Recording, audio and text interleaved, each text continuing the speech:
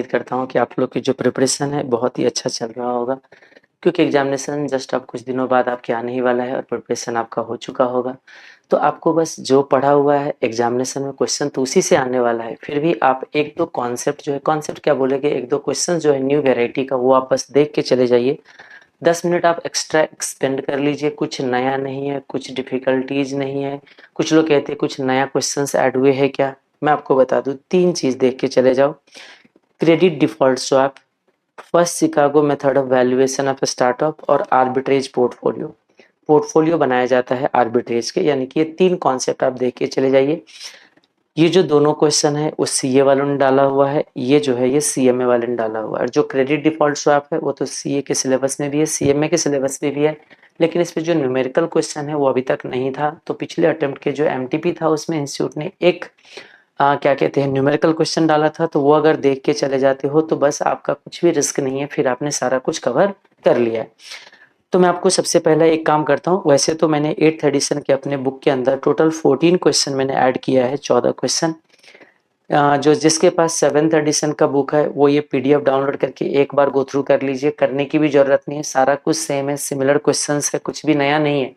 बस ये 3 चीज जो है वो मैं पहले कवर करा देता हूँ, जिसमें थोड़ा सा, वैसे तो इसमें भी कुछ एफर्ट लगाने की जरूरत नहीं है, लेकिन जिसमें थोड़ा सा कुछ यूनिकनेस है, थोड़ा सा जो बेसिक पॉइंट है वो अगर आपका पकड़ में आ जाएगा तो ये तीनों क्वेश्चन जो है आराम से हो जाएगा। तो मैं सबसे पहले credit default swap, first Chicago method of valuation of startup और आर्बिट्रेज पोर्टफोलियो, इन तीनों का डिस्कशन कर देता हूँ।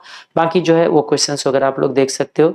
ये देखोगे तो टोटल जो है आपका, जैसे फॉरेन एक्सचेंज में 1 क्वेश्चन है, डेरिवेटिव में आई थिंक 2 क्वेश्चन होगी, पोर्टफोलियो में भी 2 एक क्वेश्चन है शायद। इस तरीके से देखोगे तो टोटल हमने 14 क्वेश्चन जो है इसमें ऐड किया हुआ है। जैसे फॉरेक्स के क्वेश्चन है, ये कुछ भी नया नहीं है। क्वेश्चन नंबर 3 जो था ना हमारे पास, 3E, 3 क्वेश्चन था, उसी के सिमिलर क्वेश्चन थोड़ा सा लैंग्वेज चेंज करके इंटीग्रेटेड बिजनेस सॉल्यूशन में सीए वालों ने नवंबर 24 में डाला था। तो वो क्वेश्चन है, एक बार आप, मैं इस पे डिस्कशन कर दूंगा। सबसे पहले मैं आ जाता हूँ क्रेडिट डिफॉल्ट स्वैप पे। वो क्या होता है देखिए, ये जो क्रेडिट डिफॉल्ट स्वैप है ये हमने interest rate risk management chapter में रखा है, क्योंकि स्वैप वगैरह जो है हमने इसी में पढ़ा हुआ है। ठीक है जी। स्वैप क्या होता है? अदला बदली। जैसे इंटरेस्ट रेट का स्वैप करा, करेंसी का स्वैप पढ़ा, वैसे ही यहाँ है क्रेडिट डिफॉल्ट स्वैप। अब होता क्या है, एक कंपनी किसी को लोन दे देता है, मान लीजिए एक बैंक ने किसी को लोन दे दिया, अब वो लोन डिफॉल्ट में चला जाता है, एनपीए हो जाता है, यानी कि वो लोन की रिपेमेंट ही नहीं करते। तो क्या उसमें डिफॉल्ट हुआ? इस डिफॉल्ट जितना से होगा ना उतने का स्वैप कर लेना, ये क्रेडिट डिफॉल्ट स्वैप है। कॉन्सेप्ट ये सीए वाले के बुक में भी था, अभी नए सिलेबस में एडिशन हुआ था क्रेडिट डिफॉल्ट स्वैप। इस पे न्यूमेरिकल क्वेश्चन नहीं थे सीए वाले के पास कहीं पे, और ये कॉन्सेप्ट जो है सीएमए के स्टडी मैट में भी है, लेकिन उस पे भी न्यूमेरिकल क्वेश्चन नहीं है। न्यूमेरिकल क्वेश्चन इंस्टीट्यूट ने नवंबर 24 के जो एमटीपी था ना उसमें उसने डाला था, वो भी एमसीक्यू के अंदर, मल्टीपल चॉइस क्वेश्चन के अंदर डाला था। तो मैंने उसी क्वेश्चन को यहाँ पे क्या कहते हैं डिस्क्रिप्टिव बना के मैंने आपके सामने रख दिया है। तो चलिए इस क्वेश्चन को देखते हैं। बस करना क्या है देखो ध्यान से, मैं सिंपली क्या कहता हूं, मैंने किसी को लोन दिया हुआ है तो मुझे इस बात का रिस्क है, इस बात का रिस्क है कि डिफॉल्ट करेगा, यानी कि पेमेंट नहीं करेगा। मैं क्या करता हूं, एक किसी फाइनेंशियल इंस्टीट्यूशन के पास चले जाता हूं और मैं उनके साथ स्वैप कर लेता हूं। स्वैप इस बात का करूंगा कि देखो जी, अगर मेरे लोन रिपेमेंट में कोई डिफॉल्ट होगा तो वो तू पेमेंट करेगा। जैसे आप देखते हो ना, कोई भी क्या कहते हैं कॉन्ट्रैक्ट करते हो, खास करके ये भी तो डेरिवेटिव कॉन्ट्रैक्ट ही है, इसमें शर्त लगा लिया फ्यूचर के लिए। क्या शर्त लगाए कि देखो मेरा जो लोन दिया हुआ है ना, अगर उसमें कोई भी डिफॉल्ट होगा तो वो डिफॉल्ट तू पेमेंट करेगा। कौन? जिसके साथ में स्वैप कर रहा हूं। तो काउंटर पार्टी क्या बोलेगा, मैं क्यों दूंगा भाई, मैं क्यों करूं? तो आपने पढ़ा होगा ऑप्शन कॉन्ट्रैक्ट के अंदर कि भाई उसके लिए प्रीमियम देना होता है ना, तो वही चीज है, आप उन सामने वाले पार्टी को प्रीमियम पे कर दीजिए। अगर आपका लोन में डिफॉल्ट हुआ तो जितना डिफॉल्ट होगा वो सामने वाले आपको कंपनसेट कर देगा। यही आपका क्रेडिट डिफॉल्ट स्वैप। ठीक है, आइए देखिए इस क्वेश्चन को रीड करते हैं एक बार। क्या कहते हैं, suppose you are a risk manager at a financial institution and your company has loaned a significant amount of ₹500 crore to a company X limited. यानी कि आप जो हो फाइनेंशियल इंस्टीट्यूशन के एक मैनेजर हो, आपने क्या किया है बताइए, एक फाइनेंशियल यानी कि एक कंपनी को, एक्स लिमिटेड को आपने क्या किया है बताइए, 500 करोड़ का, याद रखना आपने लोन दिया हुआ है, कितने का, 500 करोड़ का लोन दिया हुआ है for a period of 3 year at 6 month, मतलब 6 महीने टाइम पे हमने 3 मंथ के लिए लोन, 3 ईयर के लिए लोन दिया हुआ है। यानी कि हमने कितने दिन के लिए लोन दिया है बताइए, 3 ईयर के लिए, और वो कह रहे किस रेट पे, at MCLR plus 200 basis point, यानी कि जो हमारा रेट है ना, रेट है MCLR प्लस 2%, क्योंकि 200 बेसिस पॉइंट का मतलब है 2%। अब क्या होगा देखिए इसमें, you are concerned about X limited's ability to repay the debt due to the recent market volatility, यानी कि ये जो रीपेमेंट करना है ना, इसमें आपको क्या है बताइए, डाउट है कि आप ये पेमेंट भी कर पाएगा, रीपेमेंट करेगा कि नहीं करेगा, इस बात के आपको परेशानी है। किसको? आपको इस बात से परेशानी है कि रीपेमेंट करेगा कि नहीं करेगा, ये मुझे डाउट लग रहा है इसमें। अब क्या कह रहे हैं इसमें, टू प्रोटेक्ट योर इंस्टीट्यूशन, आप अपने इंस्टीट्यूशन का मैनेजर होना, तो उसको प्रोटेक्ट करने के लिए from potential default you decide to purchase a credit default swap from ABC bank limited. आप जाते हो किसके पास, ABC बैंक के पास जाते हो और उससे आप एक स्वैप खरीदना चाहते हो, CDS क्रेडिट डिफॉल्ट स्वैप लेना चाहते हो फॉर सेम नोशनल अमाउंट। कितना नोशनल अमाउंट है आपका, वही 500 करोड़ का, at a premium quoted at 1% per year through cash settlement. यानी कि अब इसको आप क्या कर रहे हो, देखो आपने इससे एक स्वैप खरीदा है, आपने इससे क्या कर लिया, एक राइट ले लिया, स्वैप कर लिया, क्रेडिट डिफॉल्ट स्वैप, इसके लिए आप क्या कर रहे हो, 1% का प्रीमियम दे रहे हो। और आपको पता है प्रीमियम हम कब पे करते हैं, जब हमारे फेवर में कोई सिचुएशन आएगा तो हम डिफरेंशियल पे ऑफ ले लेंगे, बाकी हम उसके अगेंस्ट जाएगा तो हमारा वो ऑप्शन जो है वो लैप्स जाता है। तो एक तरीके से कहीं ना कहीं क्रेडिट डिफॉल्ट स्वैप जो है वो ऑप्शन के साथ है, चॉइस के साथ है, इसीलिए आप क्या कर रहे हो, यहाँ पे प्रीमियम दे रहे हो। ठीक है, on the respective due reset date, क्योंकि अगर आप 3 साल का लोन किसी को दे रखे हो तो होगा क्या बताइए, 3 ईयर के लोन के अंदर टोटल 6 रिसेट पीरियड आता है ना, 1 2 3, ये है 3 ईयर, 2 ईयर, 1 ईयर, 0 ईयर। अब इसमें देखो क्या होगा, 3 साल के लोन में पहला पीरियड इंटरेस्ट जो रिसेट होगा, यहाँ पे reset date 1 2 3 4 5 and 6, total 6 reset date हो गया ना आपका, ये 3 साल है, 3 ईयर्स में टोटल 6 रिसेट डेट हो जाएगा आपका। ओके जी, अब आगे देखिए, on the respective reset date for the same period actual MCLR interest rate comes out as follows। ये कुछ MCLR का रेट दे दिया गया है, assuming no default occurs, मान लीजिए कोई डिफॉल्ट नहीं हुआ, तो डिफॉल्ट नहीं होगा तो आपने जो प्रीमियम दिया वो आपको क्या हो जाएगा, डूब जाएगा। और अगर यहां से मान लीजिए रिपेमेंट नहीं होगा तो वो क्या करेगा, जितना डिफॉल्ट होंगे ना उतना डिफॉल्ट आपको कंपनसेट करेगा। कौन करेगा, ABC। Assuming no default occurs, what will be the total premium your company pay during the designed loan period? यानी कि इतने दिनों में आप कितना पेमेंट करोगे प्रीमियम। प्रीमियम बोला गया है हर साल हम लोग 1% देंगे। अब यहाँ पे 6 मंथ का रिपेमेंट था, तो अब जिस पीरियड में देखो, मान लीजिए यहाँ पे डिफॉल्ट होगा तो यहाँ पे कुछ मिल जाएगा, यहाँ पे डिफॉल्ट होगा तो यहाँ सामने वाले से कुछ मिल जाएगा, और उसके लिए आपको प्रीमियम देना पड़ेगा। तो 0.5% पर 6 मंथ हो गया, तो कितना जाएगा मुझे बताइए, 500 करोड़ का अमाउंट है, 0.5% आपको हर 6 महीने पे देना पड़ेगा। तो हम कह सकते हैं हर एक 6 मंथ पे आपको जो प्रीमियम पे करना है वो आपको 2.5 CR का पेमेंट करना है। टोटल कितने बार पे करोगे, 6 टाइम। तो हम लोग सिंपली कह सकते हैं मल्टीप्लाई बाय 6, तो टोटल आपको 15 करोड़ का प्रीमियम जो है आपको पेमेंट हो जाएगा। अगर कोई डिफॉल्ट नहीं करता ये, तो पेमेंट तो यहाँ से आ जाएगा, आपका टोटल 15 करोड़ जो है ना लॉस हो जाएगा in on the name of premium. Suppose that the lender defaults at the beginning of the third year के बिगिनिंग में, यानी कि आपका 4 रिसेट पीरियड के बाद 5वें रिसेट पीरियड में क्या करता है, वो डिफॉल्ट करता है, यानी कि ये पेमेंट नहीं करता, ये पेमेंट नहीं करता। ओके, और कहते हैं कि after paying interest for 2 years, तो 2 साल का इंटरेस्ट तो उसने पे कर दिया है, अब उसके बाद डिफॉल्ट कर रहा है, and the market value of the reference loan, जो इसमें जो रेट जो लोन दिया गया है इसका market value 75% of its par value पे आ गया।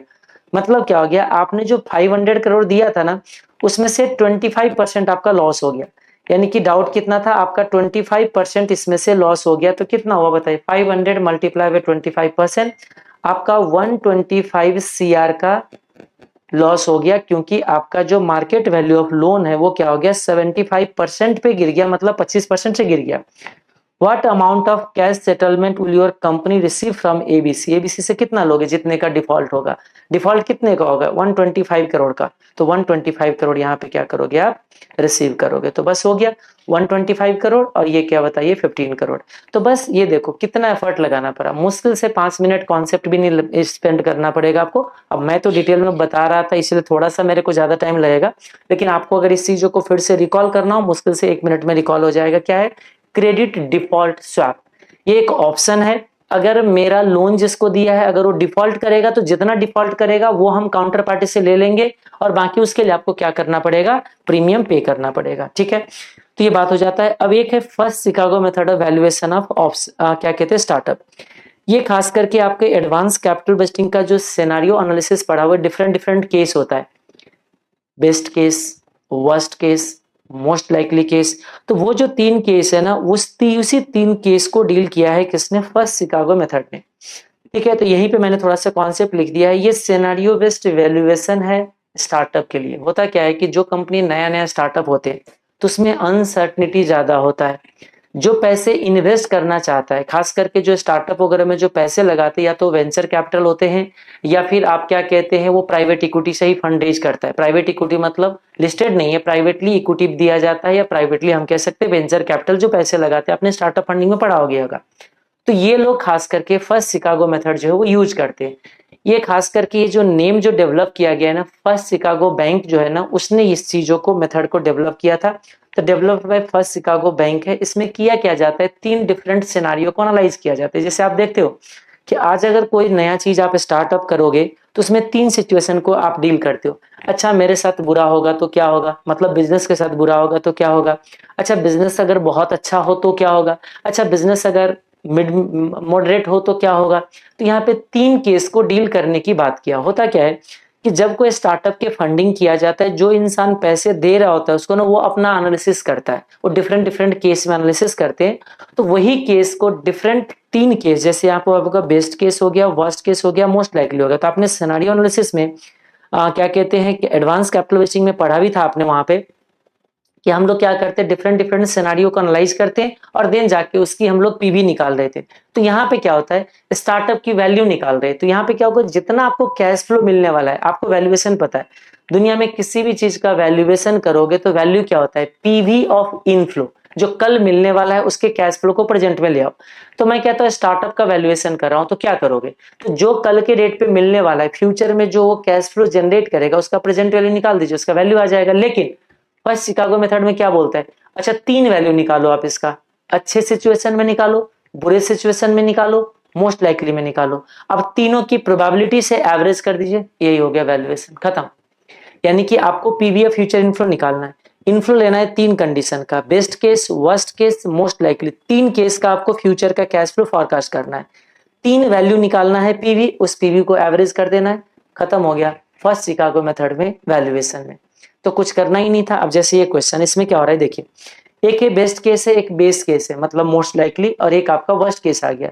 अब ये कह रहे कि एक कोई स्टार्टअप है एबीसी लिमिटेड का, ये कुछ प्रॉफिट डिफरेंट सिनेरियो में ये कुछ फोरकास्ट करता है। इसका 3 साल का बिजनेस दे रहा है। ऐसा तो है नहीं कि ये स्टार्टअप 3 ही साल चलेगा, ये कैसे पॉसिबल है। कोई भी बिजनेस जब स्टार्टअप होती है तो 3 साल ही कैसे चलेगा। देखो इसकी लाइफ तो इंडेफिनिट होती है, कोई भी बिजनेस शुरुआत होता है, कोई आज स्टार्टअप करेगा तो क्या वो 3 साल के लिए स्टार्टअप करेगा, तो फिर 3 ईयर क्यों दे रहा है। वो देगा, आगे का भी इंफॉर्मेशन देगा क्वेश्चन में, क्योंकि यहाँ पे किसी प्रोजेक्ट का वैल्यूएशन नहीं कर रहे हो, पूरे बिजनेस का वैल्यूएशन कर रहे हो। एक तरीके से बिजनेस वैल्यूएशन का टॉपिक भी रखोगे तो भी चलेगा ये, क्योंकि स्टार्टअप का वैल्यूएशन या स्टार्टअप चैप्टर में रख दोगे तो भी चलेगा। लेकिन है क्या कि हम लोगों ने scenario analysis advance capital budgeting में पढ़ा था, इसलिए मैंने इसी जगह पे रख दिया ताकि ये मिलता जुलता कॉन्सेप्ट है तो आपका काम आ जाएगा, मतलब आपको सेम लगेगा। अब ये पहला साल कह रहे कि हम लोग कितना कमा रहे हैं बताइए 100, ये बेस्ट की बात कर रहा है। ऐसे 3 केस आएगा 100, ये कह रहे नहीं 120 लाख का मैं रेवेन्यू करूंगा और 144 लाख का रेवेन्यू करूंगा, जिसमें से मेरा एक्सपेंसेस जो होने वाला है 80 का या फिर 92.4 का या फिर 10.8 का। इसका मतलब अब आप मुझे बताओ इतने का मैं रेवेन्यू जनरेट कर सकता हूं, मेरा अच्छा होगा तो इसमें से इतना खर्चा हो जाएगा, तो जो बचा क्या है बताइए वही आपके लिए प्रॉफिट कह सकते हैं। अब क्या है, इसमें टैक्स वगैरह नहीं दे रखा है क्योंकि टैक्स फ्री बोल रखा है। अगर टैक्स वगैरह दे रखा होगा तो कैश फ्लो जैसे आप कैपिटल बजटिंग में निकालते हो वैसे ही कैश फ्लो यहाँ पे भी निकालोगे। तो इसीलिए हमने इसको कैपिटल बजटिंग चैप्टर में रख दिया ताकि कैश फ्लो जो वगैरह निकालने आता है वैसे ये फर्स्ट शिकागो मेथड पे एक क्वेश्चन है जो कि ये भी एमटीपी नवंबर 2024 में इंस्टीट्यूट ने डाला था। तो मैं आपको बता दूं यहाँ पे तो इसमें देखिए अब क्या हो रहा है, देखो कितना आ गया इसमें से। हम कहते हैं 20 का कैश फ्लो अब इसमें जब टैक्स नहीं होता है तो ईबीडीटी ही आपके लिए कैश इनफ्लो बन जाता है, तो 20 बन जाएगा। 120 माइनस 92.4 ये आ जाएगा हमारा 27.60।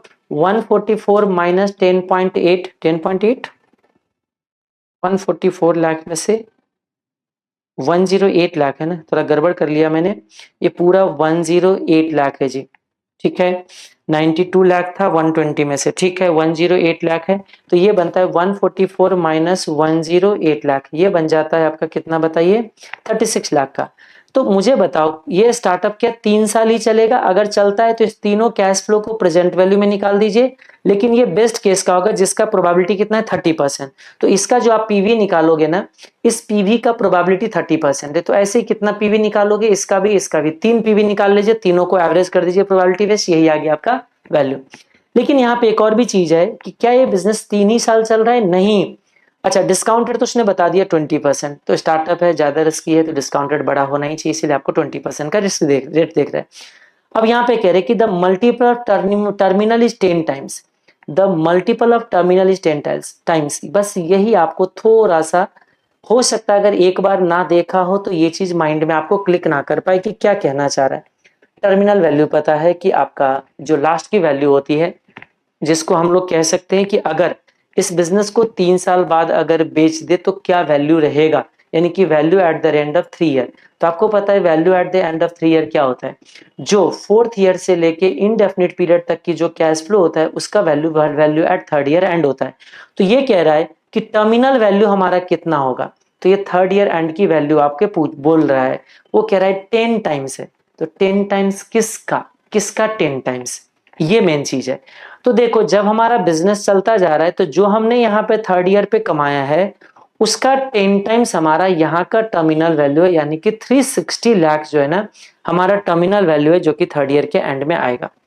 अब कुछ लोग की सवाल पैदा होता है नहीं, 4th ईयर से लेके इनडेफिनिट पीरियड को जब भी डिस्काउंट किया जाता है तो 3rd ईयर का ही वैल्यू आता है। तो ये जो टर्मिनल वैल्यू होगा आपका 3rd ईयर का होगा और इसका 10 टाइम्स होगा। बस यही आपको क्या करना है, ध्यान रखना है। यानी कि 3rd ईयर में एक हमारा टर्मिनल वैल्यू कितना हो जाएगा, 360। अब इन सबको प्रेजेंट वैल्यू निकाल दीजिए, प्रेजेंट वैल्यू निकालने आता है। अगर क्वेश्चन में पीवी फैक्टर दिया हो तो यही यूज करना चाहिए। मैं 1 मिनट कैलकुलेटर पे यूज करके दिखा दूं तो 20 मल्टीप्लाई बाई 0.8333, 4 दे रखा है, 3 डिजिट 1 2 3, हाँ जी, इक्वल टू कर दिया मैंने। फिर मेरा है 27.6 multiply by 0.6944 is equal to, अब है तीसरा हमारा कितना है 36 और 360 है ना, ठीक है। तो मैंने इन दोनों को मैंने मेमोरी में रख देता हूं पहले। 36 प्लस 360 आ गया हमारा इतना, multiply by 0.5787 equal to M plus M R C. मैं देखूं तो अगर बेस्ट केस में जो मेरा वैल्यू बनता है वो बनता है 264.99664, ये बना। ऐसे ही इसका वैल्यू निकालिए, इसका वैल्यू निकालिए और इसकी प्रोबेबिलिटी दे रखा है, एवरेज कर दीजिए। जैसे मैंने यहाँ पे देखा, ये देखिए अगर बेस्ट केस सिनेरियो में जो मेरा वैल्यू बनेगा 264,99664, 264,99664, बस बहुत आसान। तो कुछ नहीं करना है, 3 डिफरेंट केस है, 3 केस का अलग अलग वैल्यू निकालिए, एवरेज कर दीजिए, फर्स्ट शिकागो मेथड जो है वो बन जाता है। अब एक जो है लास्ट में, ये दोनों तो आपका नए तरीके का कॉन्सेप्ट के साथ, मतलब नाम नया था, कॉन्सेप्ट तो कुछ भी नया नहीं था। एक ये दोनों सीए वालों का क्वेश्चन है, एक जो है ना सीएमए वालों ने अपने पोर्टफोलियो के अंदर पीछे उसने आर्बिट्रेज पोर्टफोलियो क्रिएट किया है। क्या किया है, आर्बिट्रेज पोर्टफोलियो क्रिएट किया है, बाकी सब तो सेम कॉन्सेप्ट पे बेस्ड है। तो इस पे मैं डिस्कशन करती हूँ। देखो, construction of an arbitrage portfolio, अगर सीए वाले चाहे तो इसको स्किप कर सकते हो, वैसे कुछ ज्यादा है नहीं, एक वर्ड सुनना है। आर्बिट्रेज आप लोगों ने भी पढ़ा है, पोर्टफोलियो आपको भी पढ़ा है और आपको पता है सीए और सीए में जुड़वा भाई है। जैसे बहुत सारे ऐसे क्वेश्चन जो एक्सक्लूसिव सीएमए वाले पहले हुआ करता था, जो सीए वालों ने कॉपी किया है, तो एफर्ट ज्यादा है नहीं। अगर बहुत ज्यादा एफर्ट होता तो मैं बोलता कि छोड़ दो, फिर भी देख लीजिए, एक बार सुन लीजिए क्या होता है इसमें। आर्बिट्रेज पोर्टफोलियो जो क्रिएट किया जाता है, उसमें क्या किया जाता है, देखो हमारे पास कुछ सिक्योरिटीज होता है, हम पोर्टफोलियो में क्या करते हैं, उन सारे सिक्योरिटीज को इनकॉर्पोरेट करते हैं, उसका हम लोग कुछ प्रोपोर्शन में इन्वेस्टमेंट करते हैं। तो यहाँ पे आर्बिट्रेज का मतलब आप समझते हो, ऐसा कोई एक्शन या ऐसा कोई एक्ट जिसमें हमारे को रिस्क फ्री प्रॉफिट मिले, बिना किसी रिस्क का प्रॉफिट मिले, यानी कि हमारे को कुछ भी हो जाए हमारे को प्रॉफिट हो ही हो। तो इसमें क्या है, इसमें भी तीन सिनेरियो दिया गया है कि अच्छा मार्केट में रिसेशन हो तो क्या होगा, मॉडरेट ग्रोथ हो तो क्या होगा, बूम होगा तो क्या होगा। तीन स्टॉक का तीनों का आपको रिटर्न दे दिया जाता है, ठीक है। अब इसमें कहते हैं कि आप एक ऐसा आर्बिट्रेज पोर्टफोलियो कंस्ट्रक्ट कीजिए, ठीक है। तो इसमें कह रहे कि using the above information recommend an arbitrage portfolio and suggest the pay off under the different economic scenario. चलो वो तो बात की बात है, पे ऑफ मतलब कितना प्रॉफिट होगा या लॉस होगा, लास्ट में कितना इनफ्लो आएंगे जाएंगे। तो आर्बिट्रेज पोर्टफोलियो कैसे क्रिएट करेंगे, ध्यान से सुनिए। इसमें क्या किया जाता है, कुछ स्टॉक को हम आर्बिट्रेज में, इसमें क्या होता है, इनिशियल इन्वेस्टमेंट जीरो, बस दो चीज याद रखना। ऐसा कोई एक स्ट्रैटेजी क्रिएट करिए, ऐसा कोई इन्वेस्टमेंट क्रिएट करिए जिसमें आपका इन्वेस्टमेंट हो जाए जीरो, इन्वेस्टमेंट लगे ही ना जेब से, और प्रॉफिट कुछ ना कुछ हो। इसमें प्रॉफिट जो है वो कुछ भी पॉजिटिव आ गया, तो इस पोर्टफोलियो को बोला गया है आर्बिट्रेज पोर्टफोलियो। बस खत्म। इतना पढ़ के आप चाहो तो एग्जाम में चले जाओ। क्या बोला मैंने, आपके जेब से इन्वेस्टमेंट नहीं होना चाहिए। बोलोगे सर बिना इन्वेस्टमेंट का पोर्टफोलियो कैसे क्रिएट होगा, आपने पोर्टफोलियो में पढ़ा हुआ है कि मैं शॉर्ट सेल कर देता हूं। शॉर्ट सेल क्या एक जस्ट लाइक बोरोविंग है, उससे कुछ पैसे आ जाएगा। होप आपको याद होगा, हमने कुछ CAPM वाले नहीं APT वाले के सीरीज में, आई थिंक हमारे बुक के 7th का सीरीज है, जिसमें आपको याद आ रहा होगा कि हमने एक सिक्योरिटी को शॉर्ट सेल किया था और एक को खरीदा था, याद आ रहा है कुछ, और उसमें बोरोविंग भी किया था, तो वेट जा रहा था निगेटिव। होप आपको याद आ रहा होगा, नहीं याद आ रहा तो वीडियो पॉज करिए, क्वेश्चन देखिएगा 7 के A 7 का B, 7 मतलब 7 के सीरीज में होगा एक क्वेश्चन, ठीक है। तो वहां पे आप देखोगे तो याद आ जाएगा। इसका मतलब शॉर्ट सेल में हमारा क्या हो जाता है, वेट आ जाता है निगेटिव। आपने डेरिवेटिव में भी यही चीज पढ़ा कि हमारे पास लॉन्ग होता है इक्विटी, तो हम निफ्टी फ्यूचर शॉर्ट कर देते हैं, तो उसका वेट हो जाता है निगेटिव, उससे कमाई उससे फायदा, उसमें क्या हो जाता है, रिस्क हमारा कम हो जाता है। यहाँ क्या बोला गया कि आपका इन्वेस्टमेंट होना चाहिए जीरो, लेकिन उस पोर्टफोलियो से कुछ ना कुछ प्रॉफिट आपका पॉजिटिव हो। तो वो जो पोर्टफोलियो है ना, उसको क्या बोला गया है, आर्बिट्रेज पोर्टफोलियो। क्यों, क्योंकि आर्बिट्रेज क्यों है, क्योंकि देखो पैसे लगाए नहीं, प्रॉफिट आ गया बिना, और तीनों केस में प्रॉफिट होना चाहिए। तीनों केस में अगर प्रॉफिट है तो ये क्या बन जाता है हमारे लिए, आर्बिट्रेज पोर्टफोलियो। तो अब इस केस में क्या होगा देखना। अब यहाँ पे 3 सिक्योरिटी है, एक में 80 रुपीज। देखो इसमें सबसे बढ़िया कौन सी, जो बढ़िया वाले ने उसको खरीदो आप हमेशा। देखो इसमें रिसेशन में भी आप कमाई दे रहा है। देखो एक जो है इसमें आपको बूम में लॉस दे रहा है, तो जो लॉस वाले जो केस आ रहे हैं ना, जिसमें आपका लॉस बन रहे हैं कुछ केस में, उसको आप शॉर्ट कर दो, ठीक है। और बाकी जो सबसे बढ़िया है ना, देखो तीनों केस में आपको फायदा दे रहे हैं, इसको खरीद लो। तो खरीदने जाओगे, मान लीजिए एक शेयर भी अगर इसका खरीदोगे तो कितने पैसे लगाने पड़ेंगे, एक शेयर आप खरीदते हो तो आपको 80 रुपीज लगाना होगा। आप एक काम करो, ऐसा कुछ कॉम्बिनेशन बनाइए जिसमें से 80 रुपीज आपका रिसीव हो जाए शॉर्ट सेल से। क्या हो जाए, 80 रुपीज रिसीव हो जाए शॉर्ट सेल से। मैं एक काम करता हूँ, इसको शॉर्ट सेल कर देता हूँ, मेरे पास 10 रुपये आ जाएगा, मेरे पास कितना आ गया, 30 रुपीज आ गया। अभी भी सफिशिएंट नहीं है जीरो करने के लिए। एक काम करता हूँ, मैं 2 शेयर बेच देता हूँ, क्या होगा बताइए। 2 शेयर बेच दूंगा, क्या मेरे पास 20 रुपये आ जाएगा। आप बोलोगे हाँ जी आ जाएगा। आप मुझे बताओ, क्या यहाँ पे भी हम एक काम कर सकते हैं, 2 शेयर में अगर इसको भी बेच दूं तो कितना आ जाएगा बताइए, 60 रुपीज आ जाएगा। हाँ जी, तो मुझे बताइए 80 रुपीज आया, 80 रुपीज गया खरीदने के लिए, आपकी इन्वेस्टमेंट कितना हो जाएगा, जीरो। अब कुछ स्टूडेंट क्या बोलेंगे कि सर मैं कुछ दूसरा भी तो कॉम्बिनेशन बना सकता हूँ। हाँ बना सकते हो। क्या करोगे उसमें, उसमें जो आपको होगा, आप बोलोगे सर एक काम करते हैं, वाई सिक्योरिटी में एक बेच देता हूँ, वाई सिक्योरिटी में एक ही बेचता हूँ, 1 मल्टीप्लाई बाय 30, मेरे जेब में कितना आएगा, बेचूंगा, शॉर्ट सेल कर दिया, 30 रुपीज मेरे जेब में आ गए। अब शॉर्ट सेल कैसे बनता है मेरे लिए इनफ्लो, ये सब मैंने पोर्टफोलियो में डिस्कशन कर रखा है, उसको अब यहाँ पे ज्यादा बहस नहीं करूंगा। मैंने पहले ही बता रखा है कि शॉर्ट सेल करने के बाद हमारा ये अज्यूम किया जाता है कि जस्ट लाइक बोरिंग मुझे पैसे मिल गया। वैसे मार्केट में शॉर्ट सेल के बाद पैसे मिलता नहीं है, लेकिन अगर फेयर हो जाए, मार्जिन की कॉन्सेप्ट कट जाए, मार्जिन लिया जाता है ये अज्यूम करके कि हम बेईमान है। अगर मान लीजिए मार्केट में सब लोग ईमानदार हो जाए तो शॉर्ट सेल करने पे आपको पैसे मिलने चाहिए। तो थियोरेटिकल कॉन्सेप्ट है कि शॉर्ट सेल से मुझे पैसे आता है, प्रैक्टिकल नहीं है, लेकिन हम लोग ये चीज क्वेश्चन में सॉल्व करते हैं, इसलिए कंसीडर कर लेते हैं। अब यहाँ पे कुछ लोग क्या सोचेगा, सर 30 रुपए आ गया, 50 रुपए रह गया, 5 शेयर में बेच देता हूं, किसका बताइए, 10 का, तो मेरे जेब में कितना आ जाएगा, +50। तो 80 रुपीज आया, 80 रुपीज गया, तब भी तो हमारा इन्वेस्टमेंट जीरो हो जाएगा। हाँ जी, ये जो हरियाली वाले मैंने मार्क किया है वो भी एक स्ट्रैटेजी हो सकता है, ये पिंक पिंक जो किया है वो भी हो सकता है। अब आप बोलो कि कुछ और भी मैं कॉम्बिनेशन बना सकते हो, बना सकते हो, कोई भी एक कॉम्बिनेशन बना के उसको आर्बिट्रेज पोर्टफोलियो दे दीजिए, बस खत्म हो गया, ये पोर्टफोलियो आपका क्रिएट हो गया। बस अब आपको ये चेक करके देना है कि क्या अब आपको तीनों कंडीशन में क्या आपके जेब में कुछ प्रॉफिट बचता है या नहीं बचता है, इन सारे चीजों को होने के बाद बस ये वेरीफाई करके दे दीजिए, आपका पोर्टफोलियो कंस्ट्रक्ट हो गया, आर्बिट्रेज हो गया। मैं पहले केस वाले को डील करता हूं।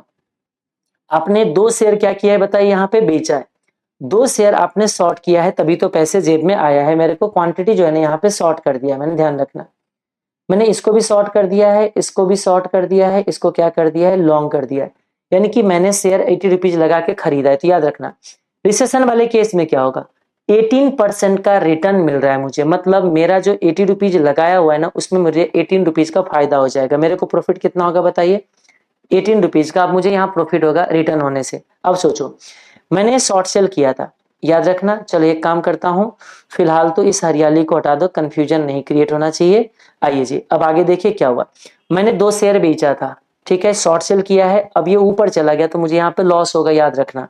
मैंने बेचा है, मार्केट ऊपर चला गया, लॉस होगा, कितने का लॉस होगा बताइए, 20% का लॉस है। अच्छा ये परसेंटेज में है ना, 18 रुपये का नहीं होगा, गलत मैंने किया है आपको जी, ये 18% है, याद रखिएगा। तो मैंने 80 रुपीज लगाया, तो 80 मल्टीप्लाई बाई 18%, मेरा प्रॉफिट कितना होता है बताइए।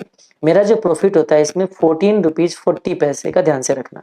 चलिए इधर लॉस की बात करते हैं, क्या होगा देखो, मैंने 2 शेयर यानी कि 60 रुपए का शेयर बेचा हुआ है, 20% यहाँ पे ऊपर चला गया है, रिटर्न है ना पॉजिटिव, तो 20% ऊपर चला गया, तो मुझे नुकसान कितना होगा, 60 मल्टीप्लाई बाई 20%, यहाँ पे मुझे 12 रुपीज का नुकसान होगा, याद रखना। अब ये चीज तो शेयर मार्केट में हमने कितने बार बहस किया है कि लॉन्ग है ऊपर चला गया फायदा, लॉन्ग है नीचे चला गया लॉस, शॉर्ट है प्राइस ऊपर चला गया नुकसान, शॉर्ट है प्राइस नीचे चला गया फायदा। ये छोटी छोटी चीज है, ये सब चीज अगर स्टॉक मार्केट की नॉलेज रहेंगे तो इसमें कुछ करने की जरूरत नहीं है। तो अब मुझे बताइए 12 रुपीज का मुझे नुकसान हो गया। अब मुझे बताओ मैंने 2 शेयर इसका भी बेचा, यानी कि 20 रुपए का शेयर बेचा था इसलिए पैसे आया था। अब बेचा हुआ है, मार्केट चला गया नीचे 12%, तो 20 का 12% मेरे को क्या हो जाएगा बताइए, फायदा हो जाएगा। कितना फायदा होगा बताओ, 20 मल्टीप्लाई बाई 12%, 20 मल्टीप्लाई बाई 12%, यानी कि 2 रुपये 40 पैसे का फायदा हो गया। कट कटा के देखो, यही आपका कैश फ्लो। बोला था ना suggest the pay off under different scenario, तो डिफरेंट सिनारियो में इसमें पे ऑफ कितना मिला मुझे, 2 रुपये 40 पैसे कमाया, 12 रुपीज गवाया, 14 रुपये 40 पैसे कमाए। देखो मुझे यहाँ पे 4 रुपीज 80 पैसे का क्या होगा बताइए, कट कटा के जेब में बचेगा। इन्वेस्टमेंट जीरो था लेकिन मेरे जेब में कितना बच गए, 4 रुपीज 80 पैसे का। ये देखो 4 रुपीज 80 पैसे का मेरे को कुछ फायदा होगा, ये रहा 4 रुपीज 80 पैसे का मुझे यहाँ क्या होने वाला है बताइए, फायदा हो जाएगा। इसी तरीके से तीनों केस में आपको प्रॉफिट हो रहा है, तो आपका क्या बन गया, आर्बिट्रेज पोर्टफोलियो बन गया। अब मुझे बताइए कुछ के दिमाग में ये आता है, तीनों केस में आ जाएगा, आप ये काम कर लीजिए। मैं दूसरे केस को भी दिखा देता हूँ। कुछ लोग सोचेंगे नहीं सर मैं वो काम नहीं करता, मैं कुछ और करता हूँ। कुछ और क्या करता हूँ, मैं इसको बेच देता हूँ, एक शेयर खरीद लूंगा। देखो जो अच्छा है उसको तो खरीदना ही बनता है आपको। तो मेरे जेब से 80 रुपीज चला गया, अब मुझे 80 रुपीज लाना भी है, तो मैं एक शेयर को बेच दिया, मेरे जेब में क्या गया, मैंने शॉर्ट कर दिया, ये लॉन्ग कर दिया था, मेरे जेब में कितना आ गया 30। कुछ लोग अब ये सोच के चलेंगे कि मैं 5 शेयर क्या करता हूँ, यहाँ पे 5 शेयर में खरीद लेता हूँ। देखना ध्यान से, बहुत ज्यादा परसेंटेज है, इतना ज्यादा क्वांटिटी लोगे ना तो लुट जाओगे आप, क्योंकि यहाँ पे शॉर्ट कर रहे हो आप। ध्यान से रखना आप क्या कर रहे हो, शॉर्ट। वैसे भी आपके दिमाग में आ जाना चाहिए कि मैं शॉर्ट करूं अगर, अरे रुक जा भाई, हाँ जी मैं इधर कर देता हूँ, ये है हमारा शॉर्ट कर रहा हूँ, ये शॉर्ट कर रहा हूँ, मैं यहाँ पे लॉन्ग कर रहा हूँ। अब आप मुझे बताओ 5-5 क्वांटिटी शॉर्ट कर रहे हो, तो आपको पता है मार्केट जब ऊपर जाएगा तो वहां से लॉस होगा, तो इस केस में ना फायदा बन नहीं पाएगा। तो आर्बिट्रेज प्रॉफिट क्या होता है, आर्बिट्रेज कौन सी पोर्टफोलियो होती है जिसमें प्रॉफिट बचे। देखना इस केस में लॉस हो जाएगा, इसलिए ये कॉम्बिनेशन आपका फिट नहीं बैठेगा। तो बोलोगे सर हम कितने कॉम्बिनेशन बनाएंगे, लेंदी तो है। इसलिए तो मैं कहता हूं कि कॉन्सेप्ट बस एक बार आप पढ़ के चले जाइए, ठीक है। एग्जाम बस कॉन्सेप्ट पता हो, मैं ये नहीं कह रहा कि एग्जाम में यही आएगा, अगर आ जाए तो ऐसा ना हो कि हम छूट जाए, कुछ कॉन्सेप्ट ही ना पता हो, है ना। तो देखिए मान लीजिए मेरे जेब में 50 रुपए तो आ गए, मैं कहता हूं मेरा इन्वेस्टमेंट तो जीरो हो गए, लेकिन देखिए अब केस में क्या होगा, शॉर्ट किया हो मेरे को यहाँ पे लॉस होगा। कितने का लॉस होगा, देखो 50 पे 35%, 50 मल्टीप्लाई बाय 35% का लॉस होगा। यानी कि सबसे पहले मेरे को यहीं पे लॉस हो गया 17.5%। अब देखो यहाँ पे मैंने 30 रुपीज का क्या किया है, शॉर्ट किया हुआ है, मार्केट नीचे चला गया, फायदा होगा 5% नीचे गया हुआ है, तो 30 का 5% मेरे को फायदा होगा। कितने का फायदा होगा, ओनली 1.5 का। और यहाँ पे देखो 80 रुपीज मैंने लॉन्ग किया था, मैंने खरीदा था, मार्केट ऊपर चला गया तो कमाई होगा। तो 80 का 15% मुझे 12 रुपीज का कमाई होगा। आप मुझे बताइए आर्बिट्रेज हुआ कि नहीं हुआ, नहीं हुआ, क्योंकि देखो इसमें 13.5 का प्रॉफिट हुआ, 17.5 का लॉस हो गया, तो इसमें तो लॉस हो गया। मैंने बोला था कि वो कॉम्बिनेशन जहां पे प्रॉफिट हो, इसीलिए आपको ये कॉम्बिनेशन जो था ना, ये कॉम्बिनेशन आपका आर्बिट्रेज नहीं दे सकता है। तो आर्बिट्रेज में जो पहले वाले कॉम्बिनेशन दिया कि दो ये बेचना, दो ये बेचना और एक खरीदना, ये आर्बिट्रेज है। तो ये होता है कौन सी, बताइए, आर्बिट्रेज पोर्टफोलियो का कॉन्सेप्ट। तो ये जो तीन था ना आपका, ये तीन कॉन्सेप्ट मुझे थोड़ा सा हटके लगा, इसमें थोड़ा सा एक नयापन था, तो मैंने बोला ये तीन देख लीजिए। बाकी अब इसके बाद अब अगर कुछ नहीं भी देखोगे, वीडियो बंद कर दोगे तो भी चलेगा, क्योंकि इसके आगे मैं जो भी डिस्कशन करने जा रहा हूँ 12 10 11 क्वेश्चन पे, वो सारे क्वेश्चन आपके एज इट इज पहले के क्वेश्चन है, बस उसमें थोड़ा थोड़ा सा जो पॉइंट है उसको मैं डिस्कशन कर देता हूँ। अब मैं शुरू करता हूँ पहले स्टार्टिंग चैप्टर से, जो कि हमारा क्या है, फॉरेन एक्सचेंज का। अब आइए, ये जो फॉरेन एक्सचेंज पे जो है ना, एक क्वेश्चन हम लोगों ने सॉल्व किया हुआ था, आपको याद होगा, अब याद नहीं तो आप पढ़ लीजिएगा। हमारे क्वेश्चन नंबर 3 के ई से मैच कर लेना आप, 7th या 8th एडिशन के क्वेश्चन नंबर है। उसके पहले के क्वेश्चन नंबर थोड़ा सा आपका अलग था। कह रहे कि company has placed an order for the, इसमें कुछ बच्चों को कंफ्यूजन हुआ था, इसलिए इस क्वेश्चन को मैंने अलग से रखा है, अदरवाइज मैं अलग से नहीं रखता, क्योंकि आपको पता है सिमिलर क्वेश्चन को मैं एक ही क्वेश्चन में मर्ज कर देता हूं, ताकि नंबर ऑफ क्वेश्चन आपका कम हो। लेकिन इसमें देखिए, company has placed an order for the CNC machine, कोई एक मशीन है, with the MNC limited, a German company. यानी कि एक कंपनी ने कुछ मशीन के लिए जर्मन कंपनी को ऑर्डर प्लेस किया है। चलो मैं एक कंपनी बोल देता हूँ, कंपनी, एक कोई कंपनी है, ठीक है, वो क्या कर रहा है, जर्मनी में एक ऑर्डर प्लेस कर रहा है ना, जर्मन में। कुछ नया नहीं है इस क्वेश्चन में, अगेन रिपीट कर रहा हूँ, फिर भी बस एक बार मैं आपको डिस्कशन कर दे रहा हूँ। ये देखिए, लिमिटेड जर्मन कंपनी है एक, उसको हमने मशीन परचेज करने का ऑर्डर दिया है। यानी कि आपको मशीन क्या करना है, बाई करना है। अच्छा जी, मशीन आप क्या कर रहे हो, बाई कर रहे हो। कह रहे कि the delivery of the machine is expected after 3 months from now. आपके पास ये मशीन जो आएगा ना 3 month बाद आने वाला है, तो पेमेंट भी आप 3 महीने बाद करोगे। MNC limited has coated a rate of euro 85,000। यानी कि इसमें जो आपका इनवॉइस बनने वाला है यूरो 85,000 का मशीन आप क्या कर रहे हो, इंपोर्ट कर रहे हो। It is anticipated that the exchange rate will decline by 4%। Hope आपको याद आ रहा होगा कि एक्सचेंज रेट डिक्लाइन बाय 4% का मतलब क्या होता है। तो देखो यहाँ पे एक्सचेंज रेट डिक्लाइन होने का मतलब होता है एक करेंसी डेप्रिसिएट करना, क्योंकि दोनों करेंसी कभी डेप्रिसिएट नहीं कर सकते, और एक एक्सचेंज रेट में दो करेंसी होता है। तो एक्सचेंज रेट डिक्लाइन करने का मतलब क्या, वो करेंसी डिक्लाइन होना जिससे मेरा रिस्क जनरेट होता है। आइए देखिए, over the 3 months period and in order to protect the euro payment को प्रोटेक्ट करने के लिए after 3 months the finance manager of the company has decided to hedge the risk involve in the foreign currency transaction. इसका मतलब ये जो 3 month बाद जो पेमेंट करने हैं ना आपको, यूरो क्या पेमेंट करना है बताइए, यूरो 85,000 आपको पेमेंट करने हैं। तो अब इसमें ये जो 85,000 जो आपको पेमेंट करने हैं, इसको प्रोटेक्ट करना है। इस कंपनी को रिस्क आ रहा है, इससे आपको पता होगा रिस्क कब आता है, जो पेबल हो बढ़ जाए, जो पेबल हो, अगर वो याद करिए फॉरेक्स, जो पेबल हो अगर अप्रिसिएट हो जाए तब रिस्क आता है, तब लॉस होता है। जो पेबल हो अगर वो डिप्रिसिएट हो जाए तो उस केस में मेरे को गेन होता है। कैसे, जो पेबल है वो सस्ता हो रहा है, डिप्रिसिएट हो रहा है, तो फायदा होगा ना, जो पेमेंट कर रहा हूँ वो सस्ता सामान पेमेंट कर रहा हूँ तो फायदा होगा। अच्छा जी, वैसे रिसीवेबल के लिए क्या पढ़ा था आप लोगों ने, याद करो। अगर रिसीवेबल है, अप्रिसिएट हो रहा है, जो चीज रिसीव हो रहा है वो महंगा हो रहा है, तो फायदा होगा ना, आ रहा है ज्यादा तो फायदा होगा। उस केस में क्या होगा बताइए, गेन होगा। और जो रिसीवेबल है अगर वो डेप्रिसिएट हो जाए तो उस केस में क्या होगा बताइए, लॉस होगा। अभी के हमारे केस में कौन सी बनता है, पेबल है, और वो पेबल जो है ना वो पेबल अगर इंक्रीज हो जाए तो लॉस होगा, यानी कि अप्रिसिएट हो जाए। तो हमारे केस में अगर यूरो अप्रिसिएट हो तब जाके इस कंपनी को रिस्क आएगा। लेकिन क्या बोला है, नहीं नहीं नहीं नहीं, एक्सचेंज रेट डिक्लाइन होगा 4% से। इसका मतलब यूरो अप्रिसिएट होगा और आपका दूसरा करेंसी इसमें कौन सी है, रूपी। तो रूपी यहाँ पे क्या होगा बताइए, डिप्रिसिएट होगा कितने परसेंट से, 4% से। लेकिन जब एक्सचेंज रेट जो यहाँ लिख के दिया है ना, एक्सचेंज रेट दिया है आपको यूरो 1 इक्वल टू रूपी समथिंग। तो अब यहाँ पे क्या होता है कि मैंने आपको बताया है रिसेंट पास्ट में इंस्टीट्यूट जितने भी प्रीमियम डिस्काउंट अप्लाई करता है वो बेस करेंसी पे सीधा अप्लाई करता है। मतलब क्या हो गया कि यूरो का प्रीमियम डिस्काउंट सीधा इस पे अप्लाई करेगा, है ना। यूरो अगर प्रीमियम पे हो तो इसकी क्वांटिटी बढ़ा देंगे, यूरो अगर डिस्काउंट पे तो इसकी क्वांटिटी घटा देंगे। मैं ये अज्यूम करके चल रहा हूँ कि फॉरेक्स आपका पढ़ा हुआ है, मैं यहाँ पे दोबारा पढ़ा नहीं रहा हूँ आपको।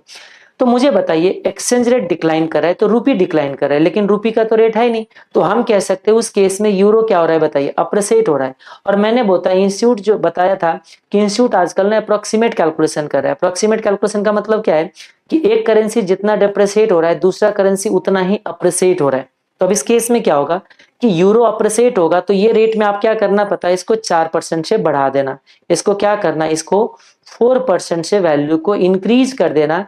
और यही इस क्वेश्चन के अंदर ट्विस्ट था, नयापन था और आपका कुछ नहीं था। यानी कि जो रेट निकल के आएगा ना उसमें बस आप देखो 4% से आपको इसको बढ़ा देना। ये देखो जो रेट आ रहा है ना उसमें 4% बढ़ा दीजिए, यही रेट अगर आपने निकाल लिया तो काम जो है आपका वो बन गया। ठीक है, बाकी इस क्वेश्चन में नया कुछ नहीं था, वो आप देख लीजिएगा। स्टॉक एक्सचेंज से कोई क्वेश्चन नहीं, ठीक है। टाइम वैल्यू में कोई नया क्वेश्चन नहीं, म्यूचुअल फंड में कोई नया क्वेश्चन नहीं। डेरिवेटिव में आ जाते हैं। ये जो डेरिवेटिव का एक क्वेश्चन हमने करेंसी फ्यूचर करेंसी ऑप्शन में डाला है, ये खास करके नेपाल बोर्ड का आईकैन का institute of chartered accountant of Nepal ने दिसंबर 2024 में 7 मार्क्स में क्वेश्चन डाला है। मुझे क्वेश्चन ठीक ठाक लगता है, आप एक बार सुन लीजिए इस क्वेश्चन में नया क्या है। ये क्वेश्चन हमारे पास जो बुक में 21C वाले का क्वेश्चन नंबर 21C से मिलता जुलता है, जो हम लोगों ने क्लास में सॉल्व किया हुआ है, CA में आया हुआ क्वेश्चन हो। इसमें एक नया क्या है, जैसे आपको देखोगे, अब मैं अज्यूम करता हूं कि आपको याद होगा, नहीं होगा तो इस वीडियो को पॉज करिए, एक बार क्वेश्चन नंबर 21C आप रीड करिए। चलो मैं एक बार अपने आप यहाँ पे मैं ओपन कर लेता हूँ क्वेश्चन नंबर 21C, तो हो सकता है थोड़ा सा आपको और ज्यादा क्लैरिटी आ जाएगा। मैं बता दूं यहाँ पे question number 21C, portfolio management, currency option, currency future, ये रहा क्वेश्चन नंबर 21C। आपको याद आ रहा होगा कि ये क्वेश्चन हम लोगों ने जो क्लास में सॉल्व किया था, इसमें क्या था देखो, इसमें भी ना बहुत सारे स्ट्राइक प्राइस पे कॉल और पुट का इंफॉर्मेशन दिया गया था। लेकिन इस क्वेश्चन में क्या था, according to the suggestion of finance manager if options are to be used 1 month option should be bought at a strike price of 94 cent. इसने ना क्वेश्चन में स्ट्राइक प्राइस स्पेसिफाई कर दिया था कि देखो बेटे आप ना जुलाई वाले के लिए ये स्ट्राइक प्राइस का कॉल यूज करोगे, ये प्रीमियम अप्लाई होगा। और 3 मंथ वाले जो ऑप्शन है ना उसके लिए 95 सेंट वाले पुट यूज करोगे। यानी कि पुट जब यूज करना है ना तो आपको ये स्ट्राइक प्राइस सिलेक्शन करना है। हो क्या रहा है, 3 स्ट्राइक प्राइस का कॉल पुट का इंफॉर्मेशन दे दिया, लेकिन कौन सी स्ट्राइक प्राइस सिलेक्ट करोगे ये इंफॉर्मेशन दे रखा था। लेकिन ये जो क्वेश्चन है ना, क्वेश्चन नंबर 21 जो 8 हमने अभी जो डाला है आपका 28 या 21.9 21.8, ये वाले जो क्वेश्चन है ना, इस क्वेश्चन के अंदर इंस्टीट्यूट ने क्या किया है, कॉल और पुट आपको बहुत सारे दे दिया है। ठीक है, मैं तो कुछ और क्वेश्चन पे था ना, अच्छा इधर वाला था एडिशनल वाले पे, इधर देखो इसने क्या किया है, कॉल दे दिया है और पुट भी दे दिया है, बहुत सारे स्ट्राइक प्राइस पे दे दिया है, सबका प्रीमियम भी दे दिया है। ओके, लेकिन इसने ये नहीं बताया कि कौन सी स्ट्राइक प्राइस यूज करोगे। सबसे पहली बात, कौन सी स्ट्राइक प्राइस यूज करोगे ये नहीं बताया। तो अब इस केस में क्या करोगे आप, तो हमें जितना मुझे समझ आता है उसके मुताबिक आप सारे स्ट्राइक प्राइस पे कंपैरिजन करोगे कि आपके लिए कौन सी स्ट्राइक प्राइस बेस्ट है। बोलोगे ये कैसे डिसाइड करेंगे, देखो सबसे पहली बात तो कॉल ऑप्शन में, यहां पे तो कॉल ऑप्शन यूज ही नहीं हो रहा है, तो जो यूज नहीं हो रहा है उसको छोड़ दो। बोलोगे कैसे, ये देखिए कैश पेमेंट है, कैश रिसीट है, दोनों 2 मंथ पे है। तो जब दोनों काम 2 मंथ में हो रखा हो तो मैंने पहले ही बता रखा है, 2 काम जब तक स्पेसिफिकली ना बोले ये काम नहीं करना है। तो आपको क्या करना है, 1028,000 माइनस 2,20,000। तो इसमें कट कटा के जो नेट अमाउंट बनता है ना, ये बनता है 808,000 का, $808,000 का नेट में पेमेंट बनेगा या रिसीट बनेगा, इतना पेमेंट है इतना रिसीट है 220,000, यानी कि ये बनेगा पेमेंट, है ना। तो अब आप मुझे बताइए पेमेंट करना है डॉलर, और देखो यहाँ पे लॉट साइज है पाउंड में, यानी कि इसमें अंडरलाइंग करेंसी क्या है बताइए, इसमें जो अंडरलाइंग है ना वो अंडरलाइंग है पाउंड। तो अब देखो क्या हो रहा है, पेमेंट करना है इसका मतलब डॉलर आपको बाई करना था एंड पाउंड आपको क्या करना था बताइए, सेल करना था, लेकिन इसमें अंडरलाइंग करेंसी कौन सी डाल दी है, पाउंड। ये नया क्वेश्चन है, ये सीए वाले में कितने बार आ रखा है, बस इसमें नया चीज यही है, इसीलिए मैं बोलता हूँ कि जो नयापन उसको देख लीजिए, क्योंकि हो सकता है आपके एग्जाम में इस तरीके क्वेश्चन आ जाए तो वहां पे क्लिक ना कर पाए। ओके, तो अब देखो इसमें क्या होगा, अंडरलाइंग जो है ना इसमें पाउंड है, तो पाउंड सेल करो, तो सेल करने का राइट जो है ना, सेल करने का राइट क्या देता है बताइए, पुट। तो आपको क्या करना पड़ेगा, हर एक स्ट्राइक प्राइस पे। अच्छा मुझे बताइए पुट के लिए इफेक्टिव रियलाइजेशन क्या होता है, पुट क्या कहता है, right to sell. Right to sell में आपका इफेक्टिव रियलाइजेबल प्राइस क्या होता है, याद करिए आपका पुट का क्लास कि strike price minus premium, strike price minus premium जो है ना आपका इफेक्टिव प्राइस बनता है। तो ये है मेरा स्ट्राइक प्राइस, इसमें से पुट का प्रीमियम, ये है हमारा प्राइस जो दे रहा है ना, 1 पाउंड का डॉलर के टर्म में, 1 पाउंड का डॉलर के टर्म में, ठीक है इतना, बट ये सेंट है। तो ये कितना डॉलर बनता है, ये बनता है 100 से डिवाइड करूं मैं, अगर 1.2 को 100 से अगर डिवाइड करूं तो ये बनता है 0.012, ठीक है। इसमें से इतना अगर मैं हटा दूं तो ये मेरा इफेक्टिव रियलाइजेशन बनेगा उस पुट के अंदर। तो 1.55 माइनस 0.012 ये बन रहा होगा 1.538 का इफेक्टिव रियलाइजेशन बनता है। तो यही चीज मैंने यहाँ पे निकाल के दिया है, देखिए कि 1.5378 कैसे आ गया, 55 है ना, तो 1.55 माइनस 0.012 538 आ रहा है। ये कैलकुलेशन में आई थिंक थोड़ा सा मिस्टेक हो गया, 5378 नहीं है, ये 538 है यहाँ पे, ठीक है, ये कैलकुलेशन में मिस्टेक हो गई है। वैसे देखो इस स्ट्राइक प्राइस के लिए क्या करोगे, इस स्ट्राइक प्राइस के लिए इतना प्रीमियम है, तो प्रीमियम डॉलर में देखोगे तो 013 बनेगा, तो माइनस 0.013, अगर पुट ऑप्शन एक्सरसाइज होता है तो जेब में जो इफेक्टिवली आएगा आपके पास 1.6 माइनस 0.013। अरे जितना कॉल का बीपी क्या होता है, strike price plus premium, put का बीपी क्या होता है, स्ट्राइक प्राइस माइनस प्रीमियम। तो अगर डिलीवरी करोगे तो जितना आपका जो बीपी होता है वही तो इफेक्टिव रियलाइजेशन है, जाके एक बार नोट्स पढ़िए रिवीजन करोगे तो समझ में याद आ जाएगा फटाफट। ये कितना है 1.587, ये देखो 1.587। तो इस तरीके से देखोगे तो सबका इफेक्टिव रियलाइजेशन रेट आ जाएगा। इसमें देखिए कि किसमें ज्यादा रिसीव हो रहा है, क्योंकि सामान बेच के क्या किसमें ज्यादा आ रहा है, इसमें 7.3 आ रहा है, 6.8, 6.3, 5.8, 5.3, मुझे बताइए इसमें सबसे ज्यादा आ रहा है ना, तो आपके लिए सबसे बढ़िया जो स्ट्राइक प्राइस कौन सी है बताइए, 1.75।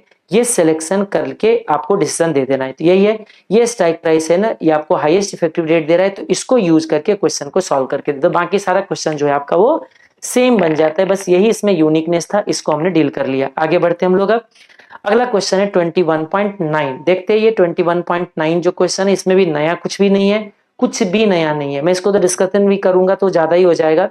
दिसंबर 2024 में सीएमए वालों को पूछा गया है 7 मार्क्स में, किसी भी एंगल से 7 मार्क्स जस्टिफिएबल नहीं है, क्यों नहीं है अभी आपको पता चल जाएगा।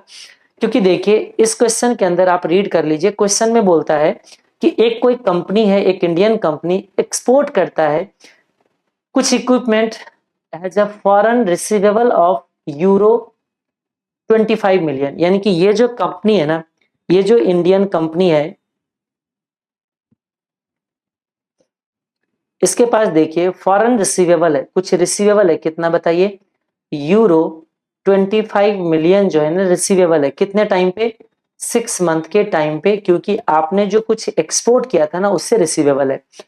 सेम टाइम पे company has an upcoming payable of euro 10 million in 6 month time, यानी कि 6 मंथ के टाइम पे आपको यूरो 10 मिलियन क्या है बताइए, पेएबल है। अच्छा जी, इंपोर्ट की वजह से the company is evaluating 3 strategy, एक फॉरवर्ड कॉन्ट्रैक्ट, एक मनी मार्केट हेज, एक करेंसी का ऑप्शन। ये तीनों ऑप्शन आपने पढ़ा हुआ है 21 के सीरीज में, currency option, currency future, derivative के यूनिट 3 में। इस क्वेश्चन के अंदर दिक्कत क्या है, कुछ भी नहीं था इस क्वेश्चन के अंदर, मुझे डिस्कशन भी नहीं करना चाहिए था, क्योंकि मैंने आपको हमेशा क्या बताया कि जब सेम टाइम पे करेंसी रिसीव भी होता है, करेंसी पेमेंट भी होता है, तो वो बेवकूफी नहीं करना है कि इसको भी मैं क्या करूंगा कन्वर्ट करूंगा और इसको भी कन्वर्ट करूंगा, क्योंकि ऐसा बेवकूफी करने से आपको एक्सचेंज का लॉस होता है, एक्सचेंज का लॉस होता है।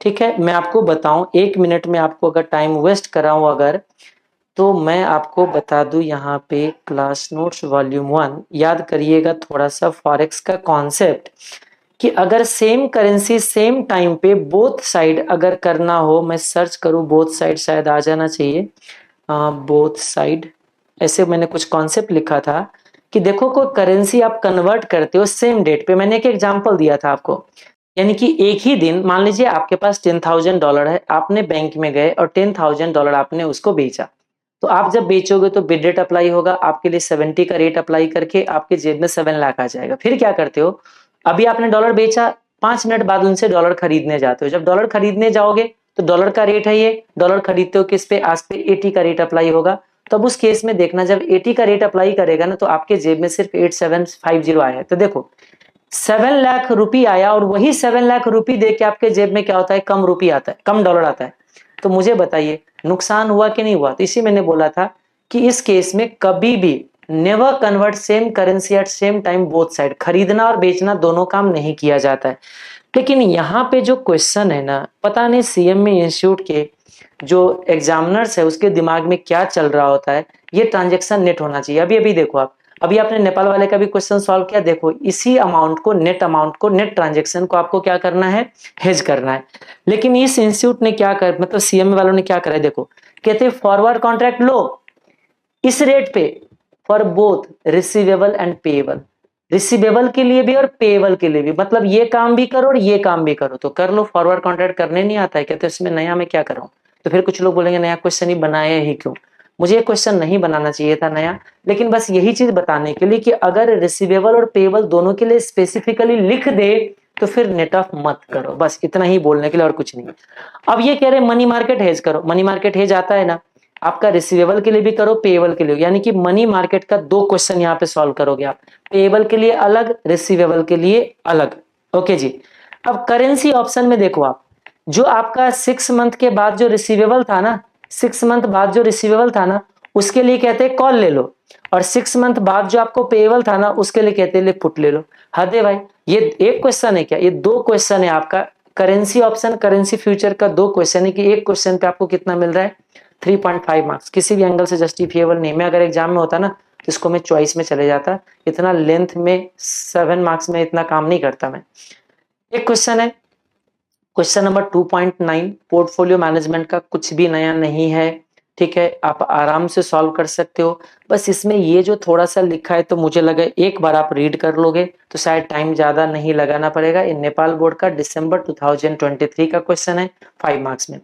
An investment manager has chanced upon a couple of securities with identical variances of 25%, मतलब दो जितने भी स्टॉक्स है ना, सबकी वेरिएंस कितना है, 25%, यानी कि आइडेंटिकल वेरिएंस है सबके कितने, 25%, but zero covariance between their returns, यानी कि उन किसी के बीच में भी कुछ भी निकालोगे तो कोवेरियंस आपका क्या है बताइए, जीरो है। कहते हैं calculate portfolio risk when any two securities are combined in equal proportion, 2 security को कंबाइन करोगे, तो मुझे बताइए जब कोवेरिएंस जीरो है तो कोरिलेशन जीरो है, और जब कोरिलेशन जीरो है तो आपको याद होगा कि सिग्मा ए वेट ए स्क्वायर करते थे हम लोग, plus sigma B weight B square, और +2 वेट ए वेट बी, और कोवेरिएंस यूज करते, तो कोवेरिएंस तो हो गया जीरो, तो ये पोर्शन हो गया जीरो। तो मुझे बताइए इन दोनों के स्क्वायर का स्क्वायर रूट ना कर दूं, हाँ, तो ये 25 ऑलरेडी दे रखा है वेरिएंस में, तो इसका 0.5 और इसका 0.5 का स्क्वायर कर दो, तो यही बोल रहा है 0.5 का स्क्वायर कर लो, 0.5 का स्क्वायर कर लो, और 25 25 करके आप क्या कर लीजिए, निकाल लीजिए, पहला पार्ट खत्म। दूसरा पार्ट में कहते हैं 3 सिक्योरिटीज होगा तो क्या होगा, तो फिर ठीक है, जो आपने क्या कहते हैं मार्कोविच की फार्मूला पढ़ा था, हैरी मार्कोविच की फार्मूला, उसी फार्मूला के बेसिस पे आपको ये भी आ जाएगा। सिंपली क्या करना है, इसमें से ये तीनों तो जीरो ही हो जाएगा, कहते हैं जीरो हो जाएगा, तो ये जो तीनों है ना उसको हमें क्या कर देना चाहिए, ऐड कर देना चाहिए, ठीक है। तो वेरिएंस आपका आ जाएगा, वेरिएंस निकालने को बोल रहा है, क्या पोर्टफोलियो रिस्क पूछा है, वैसे वेरिएंस निकाल दिया, मैं तो सजेस्ट करूंगा कि आप क्या निकाल देना, स्टैंडर्ड डेविएशन निकाल देना इसको स्क्वायर रूट करके, और कुछ नहीं, ठीक है, यहाँ पे स्टैंडर्ड डेविएशन निकाल देना स्क्वायर रूट करके, तो ये चीज बन जाता है। अब लास्ट में क्या कह रहा है, जनरलाइज करो अगर n नंबर ऑफ सिक्योरिटीज रखूंगा तो क्या इम्प्लीकेशंस आएगा। अब इंश्योरेंस कंपनी से कोई लेना देना नहीं है, फॉर इंश्योरेंस कंपनी ने लिख दिया वो सबके लिए होगा। कहते हैं generalize your result for n security case and examine its implications. ऐसे समझिए कि मतलब n सिक्योरिटी हो जाए तो क्या होगा। मैं कहता हूं 50 सिक्योरिटी क्यों ना हो जाए, सबके कोवेरिएंस 0, बोलोगे हाँ, और सबकी वेरिएंस भी क्या है बताइए, सेम है। तो उसने एक फॉर्मूला बनाने की कोशिश किया। देखो सबकी वेरिएंस सेम है, ठीक है, और सबका वेट आप क्या रख रहे हो, इक्वल। तो इक्वल वेट है तो 1/n ही रखोगे। n नंबर ऑफ सिक्योरिटी मतलब 5 है तो सबका वेट 1/5 आएगा। 10 है तो सबका वेट कितना आएगा, 1/10। तो सबके लिए वेट कितना आएगा, 1/n। और सबका आप क्या कह रहे हो, आइडेंटिकल वेरिएंस है तो सबका वेरिएंस यही रहेगा, ठीक है। और सबकी कोवेरिएंस क्या है बताइए, 0। तो लास्ट में जितना भी होगा ये वाले पोर्शन तो सबका 0 ही होगा। तो होगा क्या, ये वाले टर्म्स आएंगे n सिक्योरिटी के लिए। इसने क्या करा, 1/n कॉमन ले लिए, ठीक है, सॉरी हाँ 1/n अगर कॉमन लेंगे तो क्या बनेगा, इतना और मल्टीप्लाई, क्योंकि n नंबर ऑफ टाइम्स है ना, ये फैक्टर कितने हैं, 10 है तो 10 आ जाएगा। तो कहते हैं ये आपका सीधा 25/n, यानी कि मान लीजिए अगर 25 आपका वेरिएंस है तो वेरिएंस डिवाइड बाय n जो होगा ना वो आपको जनरलाइज फॉर्मूला बन जाएगा। यानी कि एक का वेरिएंस ले लो और डिवाइड बाय क्या कर दीजिए बताइए, n कर दोगे तो ये बन जाएगा। तो ये थोड़ा सा नया चीज इंस्टीट्यूट ने, सीएम नेपाल वालों ने ट्राई करा हुआ था, बाकी और भी कुछ इसमें नया नहीं था, ठीक है। सिस्टमेटिक अनसिस्टमेटिक की क्वेश्चन है एक, ये क्वेश्चन जो है सीएमए वालों का दिसंबर 2024 का है। देखिए क्या कह रहे हैं इसमें, A study by Mr. Pisam, an analyst of VKC Securities Limited, has revealed the following parameters of two securities and Sensex as given below. Beta दे दिया है, वेरिएंस दे दिया है, कोवेरिएंस दे दिया है। अगेन वही बात, अनपढ़ के जैसे परसेंटेज लिख के देता है, ऊपर भी अनपढ़ के जैसे परसेंटेज लिख के दिया था। वेरिएंस परसेंटेज नहीं होता है, परसेंटेज का स्क्वायर होता है। कौन समझाए इन लोगों को, कोई बात नहीं, उनको जो लिखना है लिखे, हम अपने हिसाब से समझ के क्वेश्चन को सॉल्व कर देते हैं। आइए जी, तो इसने भी परसेंटेज में लिखा है जो कि नहीं लिखना चाहिए था। वेरिएंस कोवेरिएंस दोनों परसेंटेज के स्क्वायर में होता है। क्योंकि the covariance coefficient of correlation between portfolio and Sensex is 0.5 and variance E and D के बीच में कौन है, ई एंड डी के बीच में वेरिएंस जो है ये इतना दे रहा है। आपको कहते हैं कि analyze the coefficient of correlation between Excel and return का कोएफिशिएंट ऑफ कोरिलेशन निकालना है। तो आपको कोरिलेशन निकालने आता है क्या, कैसे निकालते हैं यार बताइए। कोवेरिएंस होता है, कोवेरिएंस डिवाइडेड बाय क्या करते हैं, स्टैंड किसके बीच में, ई और सेंसेक्स के बीच में। तो ई लेंगे और stand deviation of market, Sensex का मतलब मार्केट। अब मुझे बताओ कोवेरिएंस है ये किसके बीच में, ई एंड एम के बीच में। क्या ई एंड एम के बीच का कोवेरिएंस दिया हुआ है, ये देखो ई के एंड एम के मार्केट के बीच में कोवेरिएंस कितना है, 2.25। तो हम बोलेंगे 2.25 दे रखा है कोवेरिएंस, ओके। अब दोनों का स्टैंड डेविएशन चाहिए, तो ये देखो इसने वेरिएंस दिया हुआ है, वेरिएंस नहीं चाहिए मुझे, स्टैंड डेविएशन चाहिए ई का। तो मैं लूंगा 12.25 का क्या बताइए, स्क्वायर रूट। अब चाहिए मार्केट का स्टैंड डेविएशन। आप मुझे बताइए मार्केट का स्टैंड डेविएशन है या नहीं है। ये वाले आपका 4 जो है मार्केट का वेरिएंस आ गया। तो हम लोग यहाँ पे क्या करेंगे, 4 का स्क्वायर रूट। तो देखना कितना आ रहा है, एक है हमारा 12.25 का स्क्वायर रूट है ना, और मल्टीप्लाई बाय 2, ये आ गया आपका 7 और 2.25 divided equal to multiply by 2.25। देखा जाए तो पहला केस में जो आपका कोएफिशिएंट ऑफ कोरिलेशन जो आएगा 0.32 आएगा पहला केस में। तो कुछ भी नया नहीं था, ये देखो बहुत आसान है। तो इसमें आपको कुछ भी नया है ही नहीं, बस ठीक है। फिर थोड़ा सा अलग डेटाज था, अलग शकल सूरत था, तो मैंने बोला चलो ठीक है एक बार प्रैक्टिस कर लीजिए, ट्राई कर लीजिए, काम चल जाएगा। वही सेम काम किसके लिए करना है, डिलॉक्स एंड सेंसेक्स के केस में। फिर कहते हैं assess the variance of portfolio formed using E and D को यूज करके, यानी कि ई और डी को बना के एक पोर्टफोलियो बनाइए और उन दोनों की प्रोपोर्शन इतना रखना है। फिर बताइए पोर्टफोलियो का वेरिएंस क्या होगा, वही फॉर्मूला यूज करोगे, सिग्मा ए वेट ए square, sigma B weight B square, इस तरीके से। तो इसमें देखो ये वाले जो कोवेरिएंस दिया हुआ है, तो आपकी जो फॉर्मूला यूज होगा ना, ये फॉर्मूला, इसमें कोवेरिएंस डाल के आप डायरेक्टली क्या कर सकते हो, निकाल सकते हो। Whether unsystematic risk of the portfolio is less than the individual company's stock, है ना। वेदर अनसिस्टमेटिक रिस्क का पोर्टफोलियो, तो आप पोर्टफोलियो का अनसिस्टमेटिक रिस्क निकाल दीजिए, ठीक है। और अब उसके बाद unsystematic risk of the portfolio is less than individual companies stock, ये रहा। पहले हमने बीटा निकाला, फिर सिस्टमेटिक रिस्क आ जाएगा इसके बेसिस पे, अनसिस्टमेटिक निकाला, और ये कितना आ रहा है 6.76, तो ये अनसिस्टमेटिक टोटल से तो कम ही आ रहा है ना, तो वही चीज आपको बताना था, कुछ भी नया नहीं था। एक क्वेश्चन है पोर्टफोलियो का, क्वेश्चन नंबर 5.10 मैंने ऐड किया है, नवंबर 2024 वाले है, जिसमें शार्प रेशियो ट्रेनर रेशियो वाले, ये इसमें कुछ भी नया नहीं था। इवन जो नवंबर 2024 वाले सजेस्टेड का डिस्कशन वाले वीडियो था उस पर मैंने इसको डिस्कशन कर रखा था, बहुत ही बेसिक क्वेश्चन है, बट फिर भी हमने रख दिया, थोड़ा सा अलग डेटा था, चलो एक बार बच्चे प्रैक्टिस कर लेगा इस तरीके से। आप देखिए इसमें शार्प रेशियो गिवन है, शार्प रेशियो का फॉर्मूला अप्लाई करिए, वैल्यू डालिए, आपका जो है वेरिएंस आ जाएगा। इस तरीके से जो पूछा गया है वेरिएंस निकालना है, तो पहले स्टैंडर्ड डेविएशन वहां से आ जाएगा, उसको स्क्वायर कर दीजिए, आपका क्या आ जाता है वेरिएंस। और coefficient of determination of the fund निकालना है, तो फिर उस बेसिस पे आपका जो है ट्रेनर रेशियो को यूज करोगे, ट्रेनर रेशियो से आपका कोएफिशिएंट ऑफ कोरिलेशन जो होता है डिटर्मिनेशन होता है वो आर स्क्वायर होता है, तो वहां से आर आएगा, उसको आर स्क्वायर कर देना, क्योंकि कुछ लोगों को जो है ना कोएफिशिएंट ऑफ डिटर्मिनेशन वर्ड ही नहीं पता था एग्जामिनेशन में, जबकि ये कुछ भी ऐसा नहीं था। तो अगेन इसमें कुछ मुझे स्पेशल चीज नहीं है बताने लायक जो कि बताया जाए, ऑलरेडी हम आर्बिट्रेज पोर्टफोलियो कंस्ट्रक्ट कर चुके हैं। सिक्योरिटी वैल्यूएशन में ये सीएमए वालों का क्वेश्चन है, ठीक है।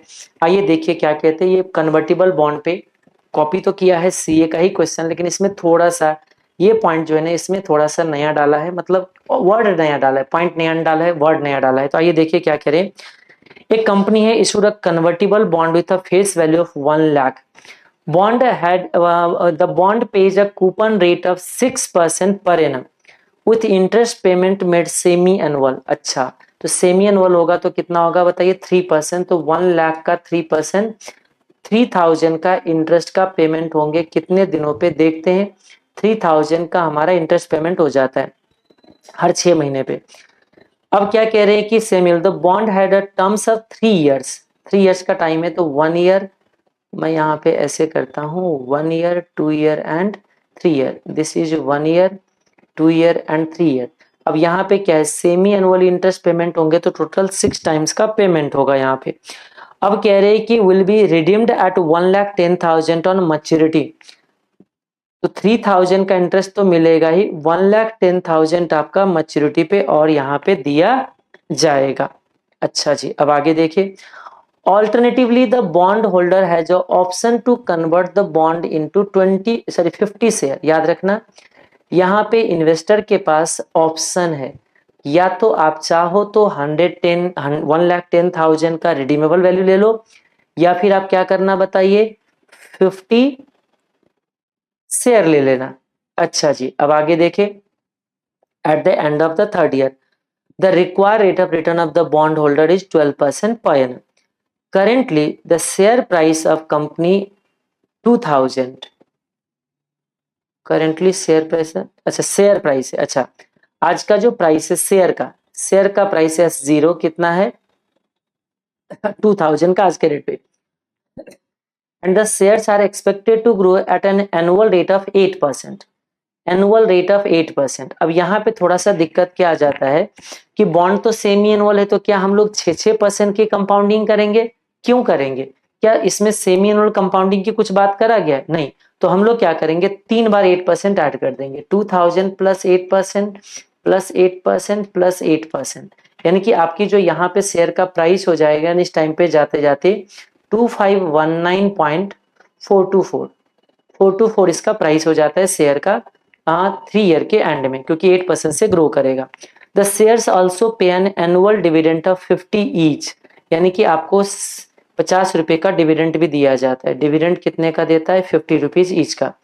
अब पीवी फैक्टर अलग अलग रेट पे दे दिया है। Required analyse the value of the bond if it redeems at maturity, आपको कुछ नहीं करना है, ये 3000 का पीवी निकालो, 1,10,000 का पीवी निकालो, जो आएगा वही बॉन्ड का वैल्यू आ जाएगा। ये देखो 3000 का सेमी एनुअली पीवी निकाल लिया, रिडम्शन वैल्यू का पीवी निकाल लिया, टोटल आ गया 92,304 का आपका प्राइस आ जाता है।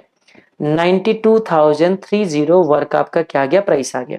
अब क्या कह रहे assess the value of share eight conversion, assess the value of share eight conversion, conversion पे शेयर का वैल्यू क्या होगा, यानी कि कन्वर्जन वैल्यू पूछ रहे हैं आपसे।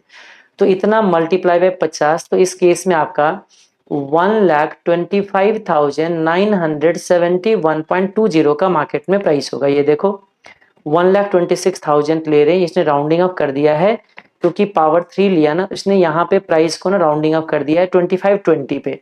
हमने क्या किया है 2519 पूरा रखा है, इसकी वजह से थोड़ा सा आपका गैप आ रहा है। चलो सेकंड पार्ट भी हो गया हमारा। सेकंड पार्ट हो गया 2520 का। अब वो क्या कह रहा है, assess the value of the conversion option, यानी कि यहाँ पे ये बोला जा रहा है कि अगर मैं कन्वर्जन ऑप्शन को अगर मैं सेलेक्ट करता, कन्वर्जन मतलब शेयर लेता, तो उसका क्या वैल्यू बनता आज के रेट पे। तो क्या वैल्यू बनता, देखो ये जो आपका डिविडेंड पेमेंट करेगा कितने का, 50 रुपए का डिविडेंड था ना, तो 50 रुपीज का डिविडेंड, ठीक है, कब तक मिलेगा, हर साल मिलेगा। कितने पे मिलेगा बताइए, 50 रुपीज का डिविडेंड 50 शेयर पे, तो ये आ जाता आपका, मैं बता दूं 50 शेयर पे, तो 50 मल्टीप्लाई बाय 50 शेयर पे 2500 हो जाएगा। ये 2500 कब तक मिलेगा, 3 ईयर तक। तो ये 2500 का 3 ईयर का जो वैल्यू है, ठीक है, उसको प्रेजेंट में ले आइए। 3 साल का पीवी फैक्टर देख लीजिए, डिस्काउंट रेट कितना है इसमें 12%। तो यहाँ पे क्या करना है, इसका मल्टीप्लाई बाय PVIFA 12% से 3 ईयर का है ना, तो 3 साल का अगर ऐड करते हो इसको, तो मेरे हिसाब से 1/1.12 यही है, 3 आ गया 97, ठीक है, तीसरा भी ले लिया हमने, जीटी कर दिया, तो ये आना चाहिए मेरे हिसाब से 2.402। ये तो इसका हो गया।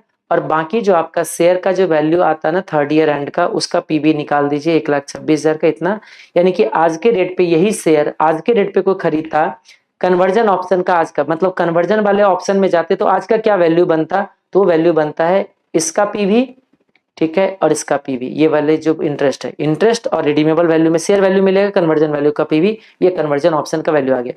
Which option is more advantageous, देखो अगर आज शेयर खरीदोगे इतने रुपए देने पड़ेंगे, आज बॉन्ड खरीदोगे, आज बॉन्ड खरीदोगे 92,000 देना पड़ेगा। मुझे बताइए कौन बढ़िया है, 95,000 और 92,301, क्योंकि आज बॉन्ड खरीदोगे या शेयर खरीदोगे, तो देखो शेयर खरीदोगे तो इतना वैल्यू आ रहा है, बॉन्ड खरीदोगे, शेयर खरीदोगे तो इतना, बॉन्ड खरीदोगे तो 92, तो जो कौन बेटर है, बॉन्ड खरीदना। तो यही इस क्वेश्चन के अंदर दे रखा है।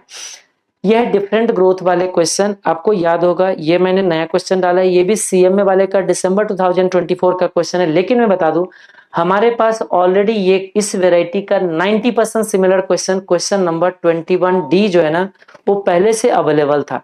मैं आपको बता दूं क्वेश्चन नंबर 21D जो है आपका, ये मुझे याद है 21D ही होगा, ये ऑलरेडी हमारा पहले से अवेलेबल था, ठीक है, जिसको मैंने बोला भी था आपको। देखो ये सीए वाले के आरटीपी का क्वेश्चन था, सीएमए का नहीं, सीए का क्वेश्चन था।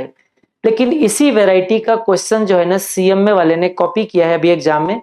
मैंने पहले भी लिखा भी था कि do not spend more time, ज्यादा टाइम मत लगाना, क्योंकि ये बहुत ज्यादा लेंथी जो है ना ये क्वेश्चन बनता है। मैं 1 मिनट के लिए आपको सॉल्यूशन भी यहाँ पे दिखा दूं, आपको ये देख के धुंधला धुंधला याद आ जाए कि अच्छा अलग अलग साल का अलग अलग रिटेंशन याद आ रहा है।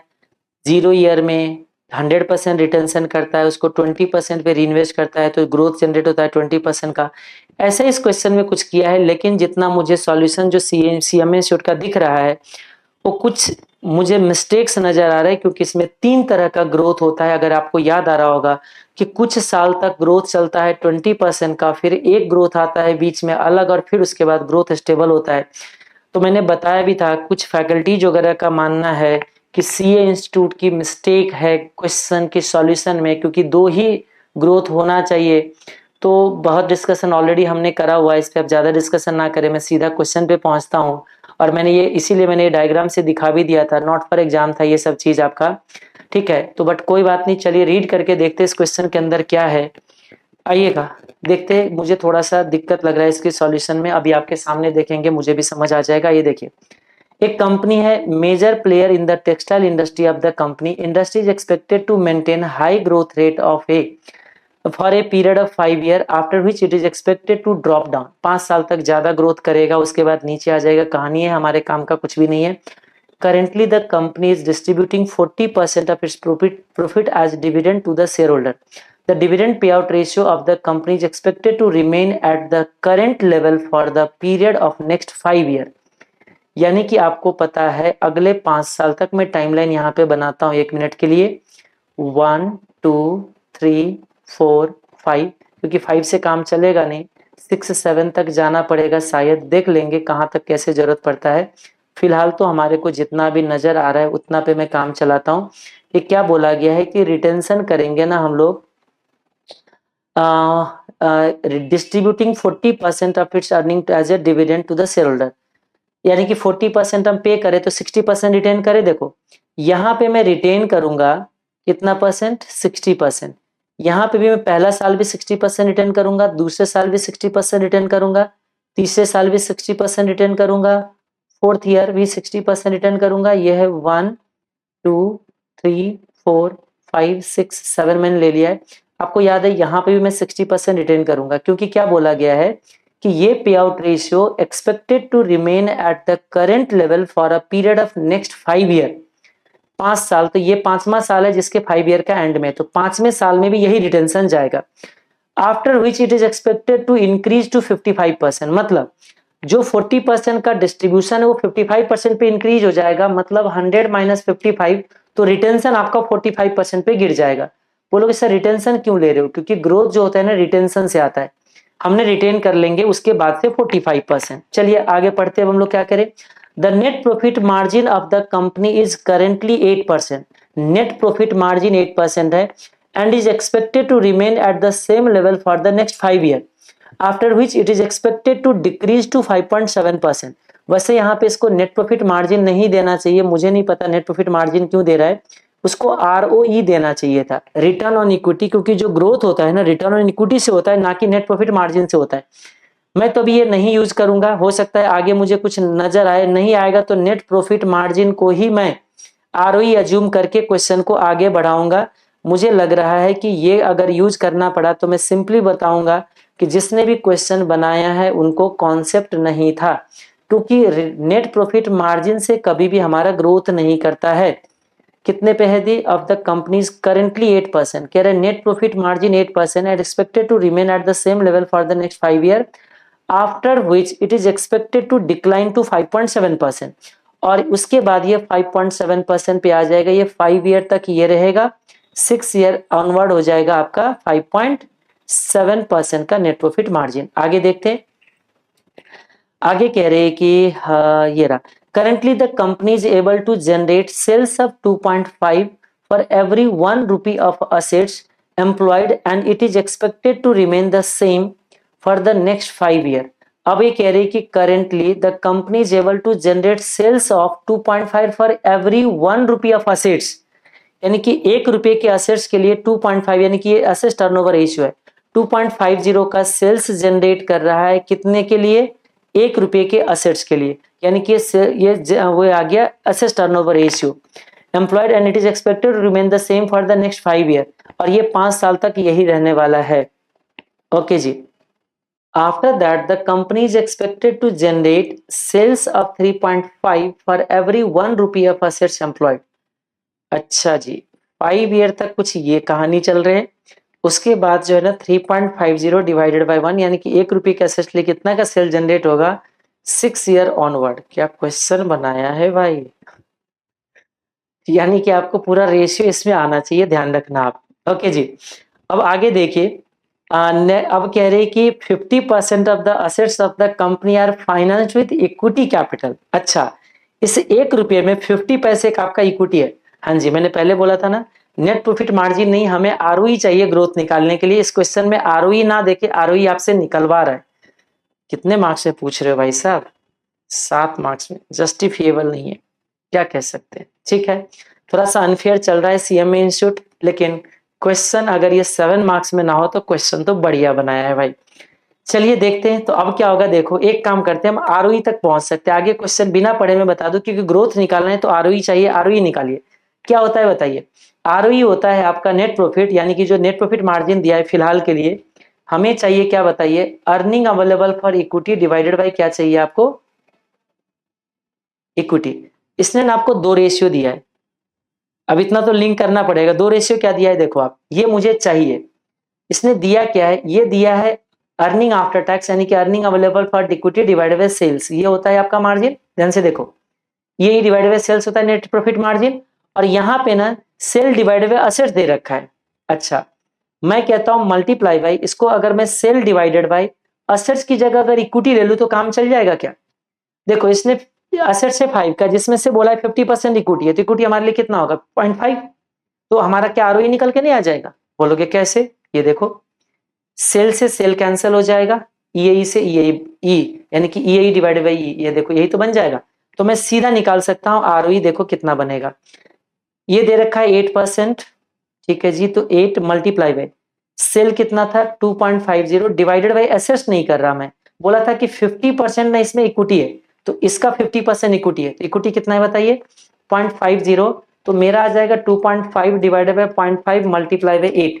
मैं बता दूं 40% का मेरा आरओई आ जाएगा कुछ साल तक, यानी कि 5 ईयर तक का आरओई मेरा आ जाएगा कितना परसेंट, 40% 5 ईयर तक का। होप यहां तक तो आपको क्लियरिटी आ गया होगा। आगे बढ़ते हैं, ऐसे 6th ईयर बाद क्या आ जाएंगे, 6th ईयर बाद का क्या है, देखो 6 ईयर प्लस का 5.7% दिया था, तो ये आ जाएगा 5.7% मल्टीप्लाई बाय 3.5 डिवाइड बाय 0.50, तो इसमें आ जाएगा आपका 5.7 मल्टीप्लाई बाय 3.5 डिवाइडेड बाय 5.5, ये आ जाएगा आपका 39.9% आ रहा है फिर से, हाँ 39.9% आ रहा है, ये आ गया 39.9%, यानी कि ऑलमोस्ट 40% ही हो जाता है। इतना घुमा क्यों रहे थे महापुरुष तब इतने देरों से, बताओ 40% ही बाद में भी रहा, पहले भी 40% है, तो मेरे हिसाब से बीच का भी 40% ही हो जाएगा। ओके कोई बात नहीं, आइए आगे।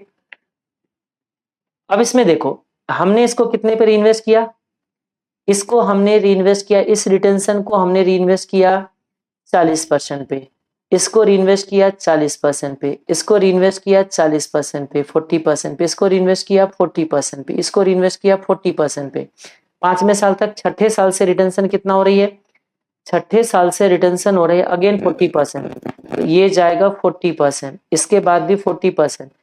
मैं कह सकता हूं गलती से सही हो गया है, इसमें आपका जो ग्रोथ जाएगा ना, ये सेम 1 2 3 4 5 6 ईयर तक का ग्रोथ आपका सेम जाएगा, यानी कि 6 ईयर तक का जो ग्रोथ जाएगा ना आपका, वो जाएगा आपका 0.6 मल्टीप्लाई बाय 0.4, यानी कि 24% का ग्रोथ आएगा आपका 6 साल तक का।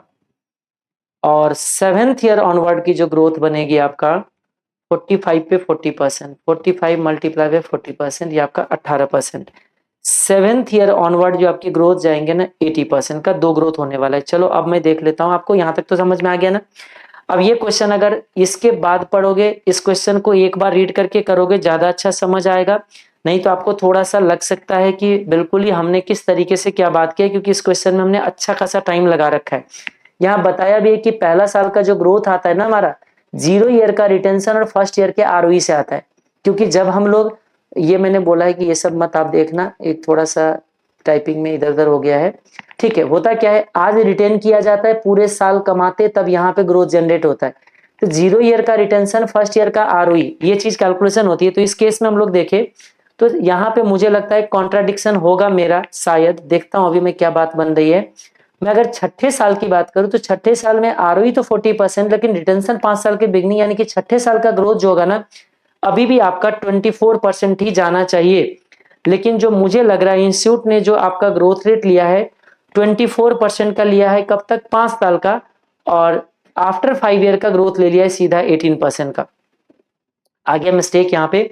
मैं बता दूं इवन 6th ईयर का भी ग्रोथ आपका 24% ही होगा, ये चीज है यहाँ पे।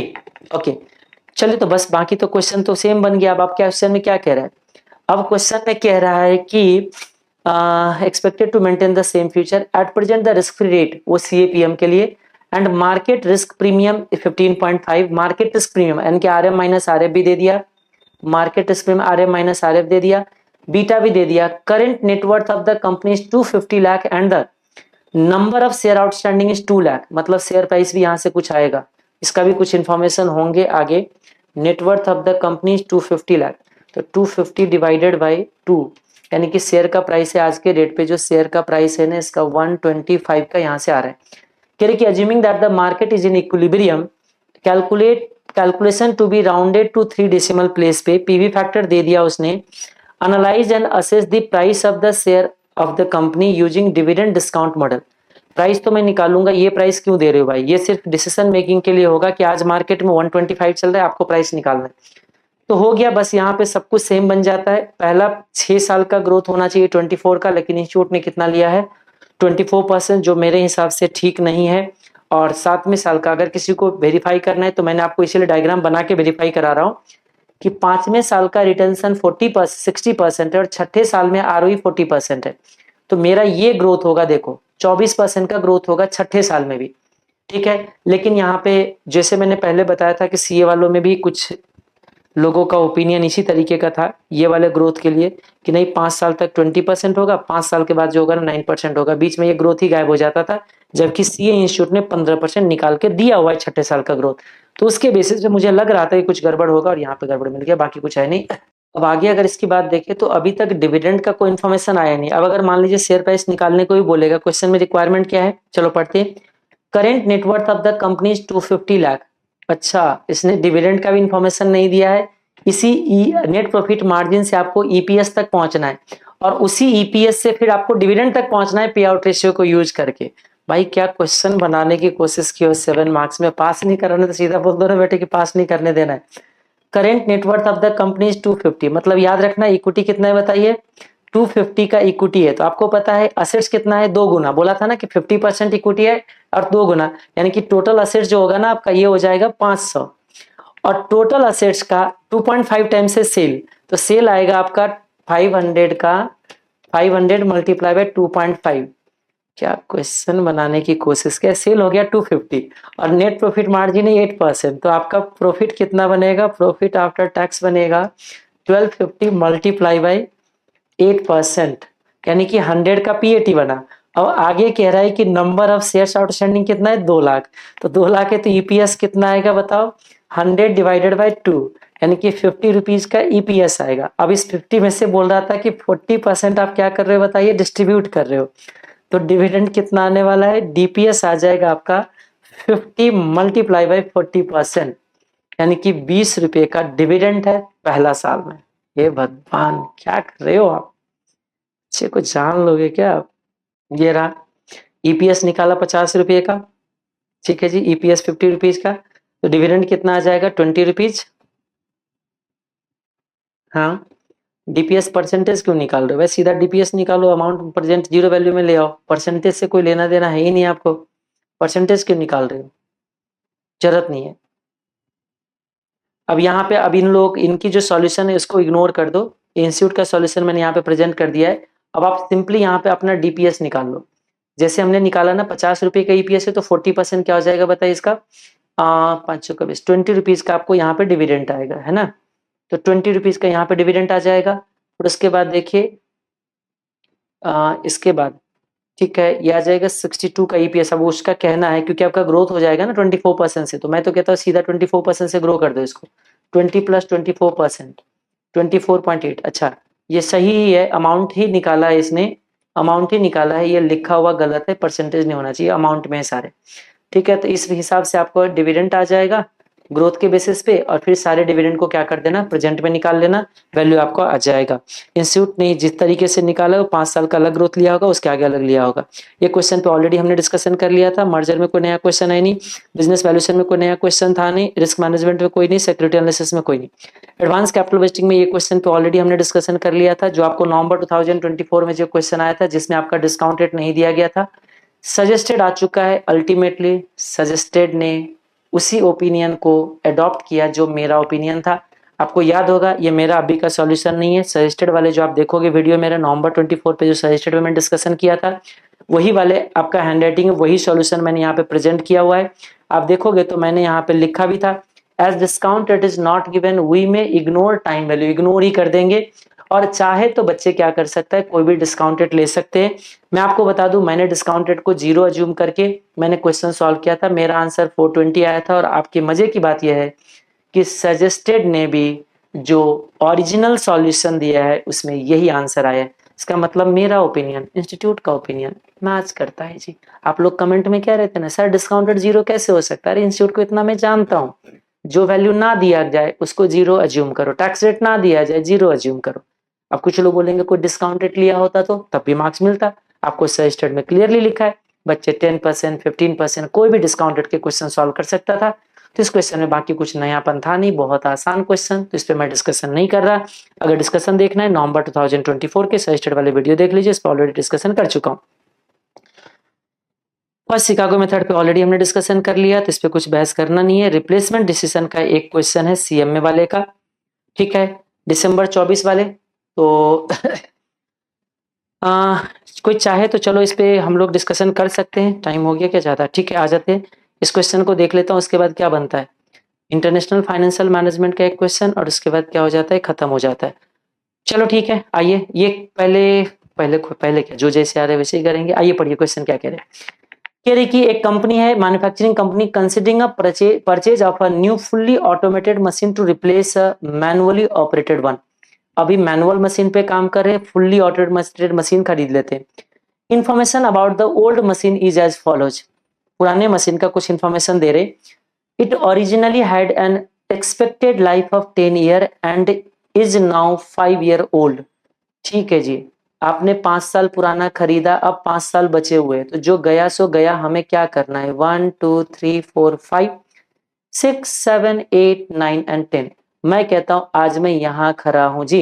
1 ईयर इसके बाद बची हुई है, 2 बची है, 3 बची है, 4 बची है, 5 ईयर बची है। आगे पढ़िए। कह रहे कि it was purchase 5 year back at 4 lakh. अब कितने में खरीदा, कोई काम का नहीं है। Depreciation is calculated on basis of straight line method.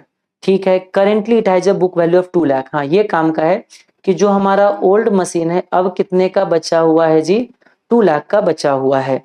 और नाउ रिसेल वैल्यू 2.2। आज अगर मैं सेल करूं तो मेरे को जेब में कितने आने वाला है, 2.20 लाख आने वाला है जी। The difference between book value and sale value of machine will be charged to tax at 34%। मतलब अगर आज मैं बेचने जाऊं तो 20,000 का मुझे कैपिटल गेन आएगा। इस कैपिटल गेन पे कह रहे कि 34% का टैक्स देना पड़ेगा।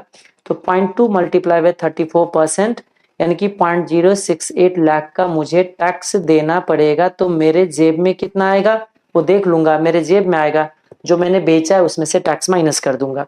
आगे बढ़िए, क्वेश्चन में क्या कह रहे। It takes 1 person to operate the machine and he earns 2,90,000 per year in salary. इस मशीन को ऑपरेट करने के लिए एक इंसान चाहिए जिसको हम लोग 2,90,000 देते हैं एक साल में। मतलब हमारा नए मशीन पे मेरा क्या होगा, 2.9 लाख का खर्चा आएगा हर एक साल पे न्यू मशीन पे। अच्छा जी, the annual cost of maintenance is 1 lakh. 1 lakh का हमारा मेंटेनेंस भी आएगा। The replacement machine being considered as a purchase price of 5 lakh 7,50,000। आज मैं अगर खरीदने जाऊं तो न्यू मशीन मेरे को 7,50,000 में आएगा, यानी कि 7,50,000 में मुझे न्यू मशीन जो है ना आज के डेट पे खरीदना पड़ेगा। आज नहीं, ये तो फर्स्ट ईयर एंड का था जी। रुको रुको रुको, यहाँ पे आज के डेट पे मुझे 7.5 लाख का ना खर्चा करना पड़ेगा। ये था मेरा एक्सपेंस, कोई नहीं, मुझे इतना याद रहेगा। ठीक है जी, 7.5 लाख मुझे न्यू मशीन के लिए ना करना पड़ेगा। देखो क्वेश्चन जब तक याद नहीं होगा ना कोई फायदा नहीं है। यही चीज मैं आपको सॉल्यूशन में भी बताता हूँ, टाइमलाइन बनाइए, सॉल्यूशन में लिखिए, देन सॉल्यूशन स्टार्ट करना। ओके जी। अब आगे कह रहे हैं कि परचेज करना and N expected salvage value of 1,50,000 at the end of its 5 year life. 5 साल के बाद इस मशीन से जो मुझे सैलवेज मिलेगा, वो सैलवेज मिलेगा मेरे को 1,50,000, 1.5 लाख का मुझे सैलवेज मिल जाएगा। अच्छा जी, अब आगे कह रहे there will also be shipping and installation expenses of 60,000। आपको पता है यूज करने से पहले जितना भी खर्चा होता है सारे कैपिटलाइज होता है, तो मेरा जो खर्चा हो जाएगा ना न्यू मशीन पे वो हो जाएगा 8.10 लाख का न्यू मशीन पे खर्चा हो जाएगा। आगे बढ़ते हैं क्वेश्चन में। अब कह रहे कि because the new machine would work faster the investment in net working capital would increase by a total 30,000। अब नहीं कि आपको नए मशीन पे वर्किंग कैपिटल का भी इंक्रीज आएगा हर साल, आपको हर साल नहीं आएगा, एक बार आएगा, वुड इंक्रीज बाय 30,000। तो ये जो है ना एक बार के लिए 30,000 आपको और एडिशनली खर्चे लगाने पड़ेंगे। 0.30 का वर्किंग कैपिटल भी लगाने पड़ेंगे 0 ईयर पे। The company expects that annual maintenance cost on new machine will be 70,000। New machine का the annual cost of maintenance is 1 lakh। It takes 1% to operate the machine and he earns 2,90,000 per year in salary. It takes 1% to operate the machine. अच्छा, ये सारे जो information थे ना old machine का था, हमने कुछ मिस्टेकनली मिस्टेक पढ़ा है। ये देखो ओल्ड मशीन का सारा इन्फॉर्मेशन था, यानी कि ये जो अभी हम बात कर रहे थे 2.9 लाख की या 1 लाख की, ये जो है ये कौन सी मशीन पे है बताइए? ओल्ड मशीन पे आपको इतना खर्चा करना पड़ता 2.9, और मेंटेनेंस में इतना आपको हर साल खर्चा करना पड़ रहा था, यानी कि 3.9 का खर्चा पुराने पे अभी हो रहा था। बट नए पे कह रहा है कि मेंटेनेंस कॉस्ट आपका आएगा 70,000 का। मैंने ऊपर जो डेटा लिखा है वो नए मशीन का है, नीचे जो लिखा है वो पुराने मशीन का था। अच्छा जी, the required rate of return of the project is 15% and the company's marginal tax rate is 34%। ठीक है, 34% का मार्जिनल टैक्स रेट है। Required analyse the annual cash saving and present value of the cash inflow. कुछ भी नहीं question में, हो गया।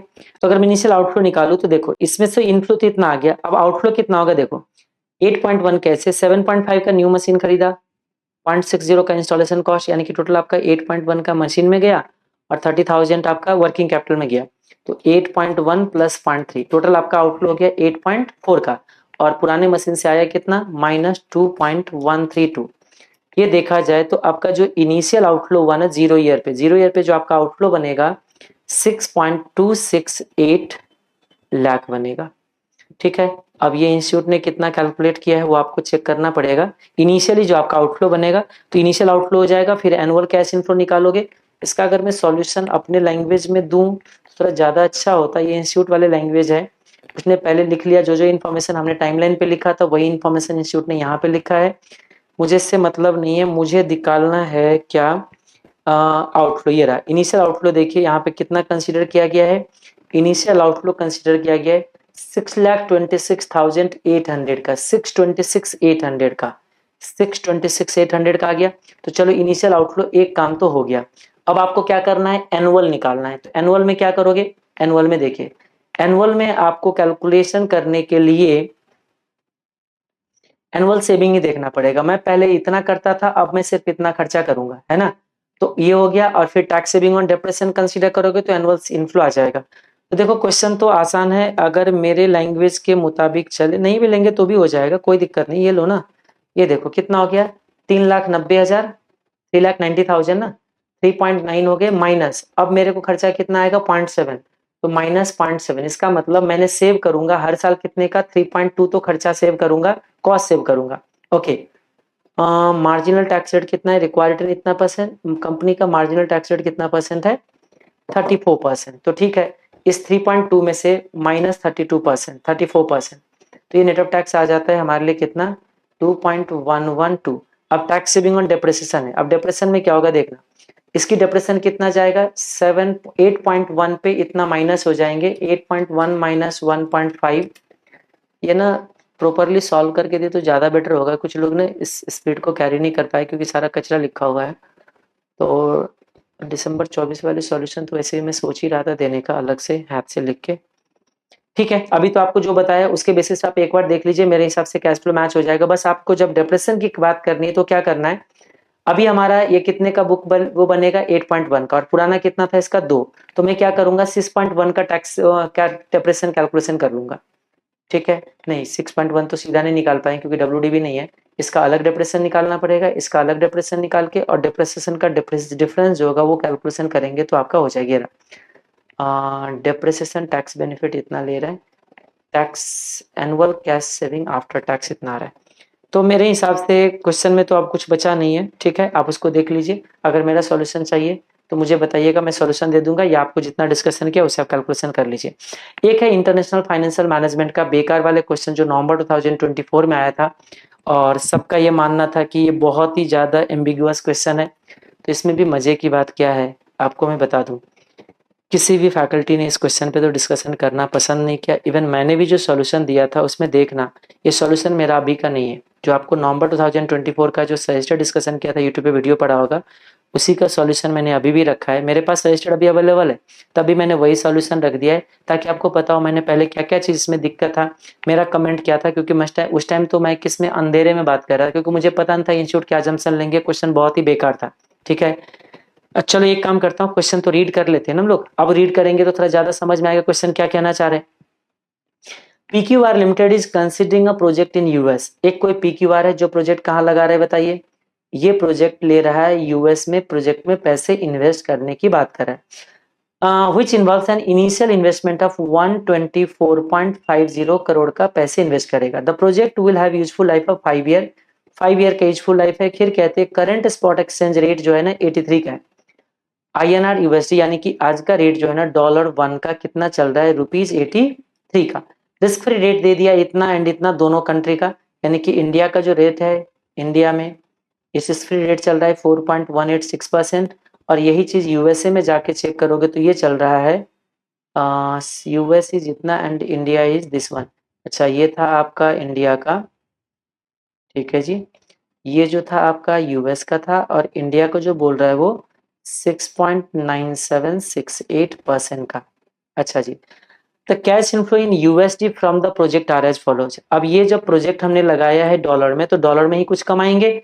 उसने डॉलर में अलग अलग साल का इनफ्लो दे दिया कि अच्छा जी, मैं पहला साल यहाँ कमाऊंगा 30 लाख, दूसरा साल कमाऊंगा 40 लाख, तीसरा साल कमाऊंगा 50 लाख, फोर्थ ईयर कमाऊंगा 60 लाख, फिफ्थ ईयर कमाऊंगा 70 लाख। सारा किस में कमाऊंगा, डॉलर में। लेके कहाऊंगा अपने कंट्री में। क्या कह रहे, PQR limited is expecting net surplus of this 1 lakh to be received after closure of the project. इतना सरप्लस मिलेगा, और कब बताइए, after closure of the project.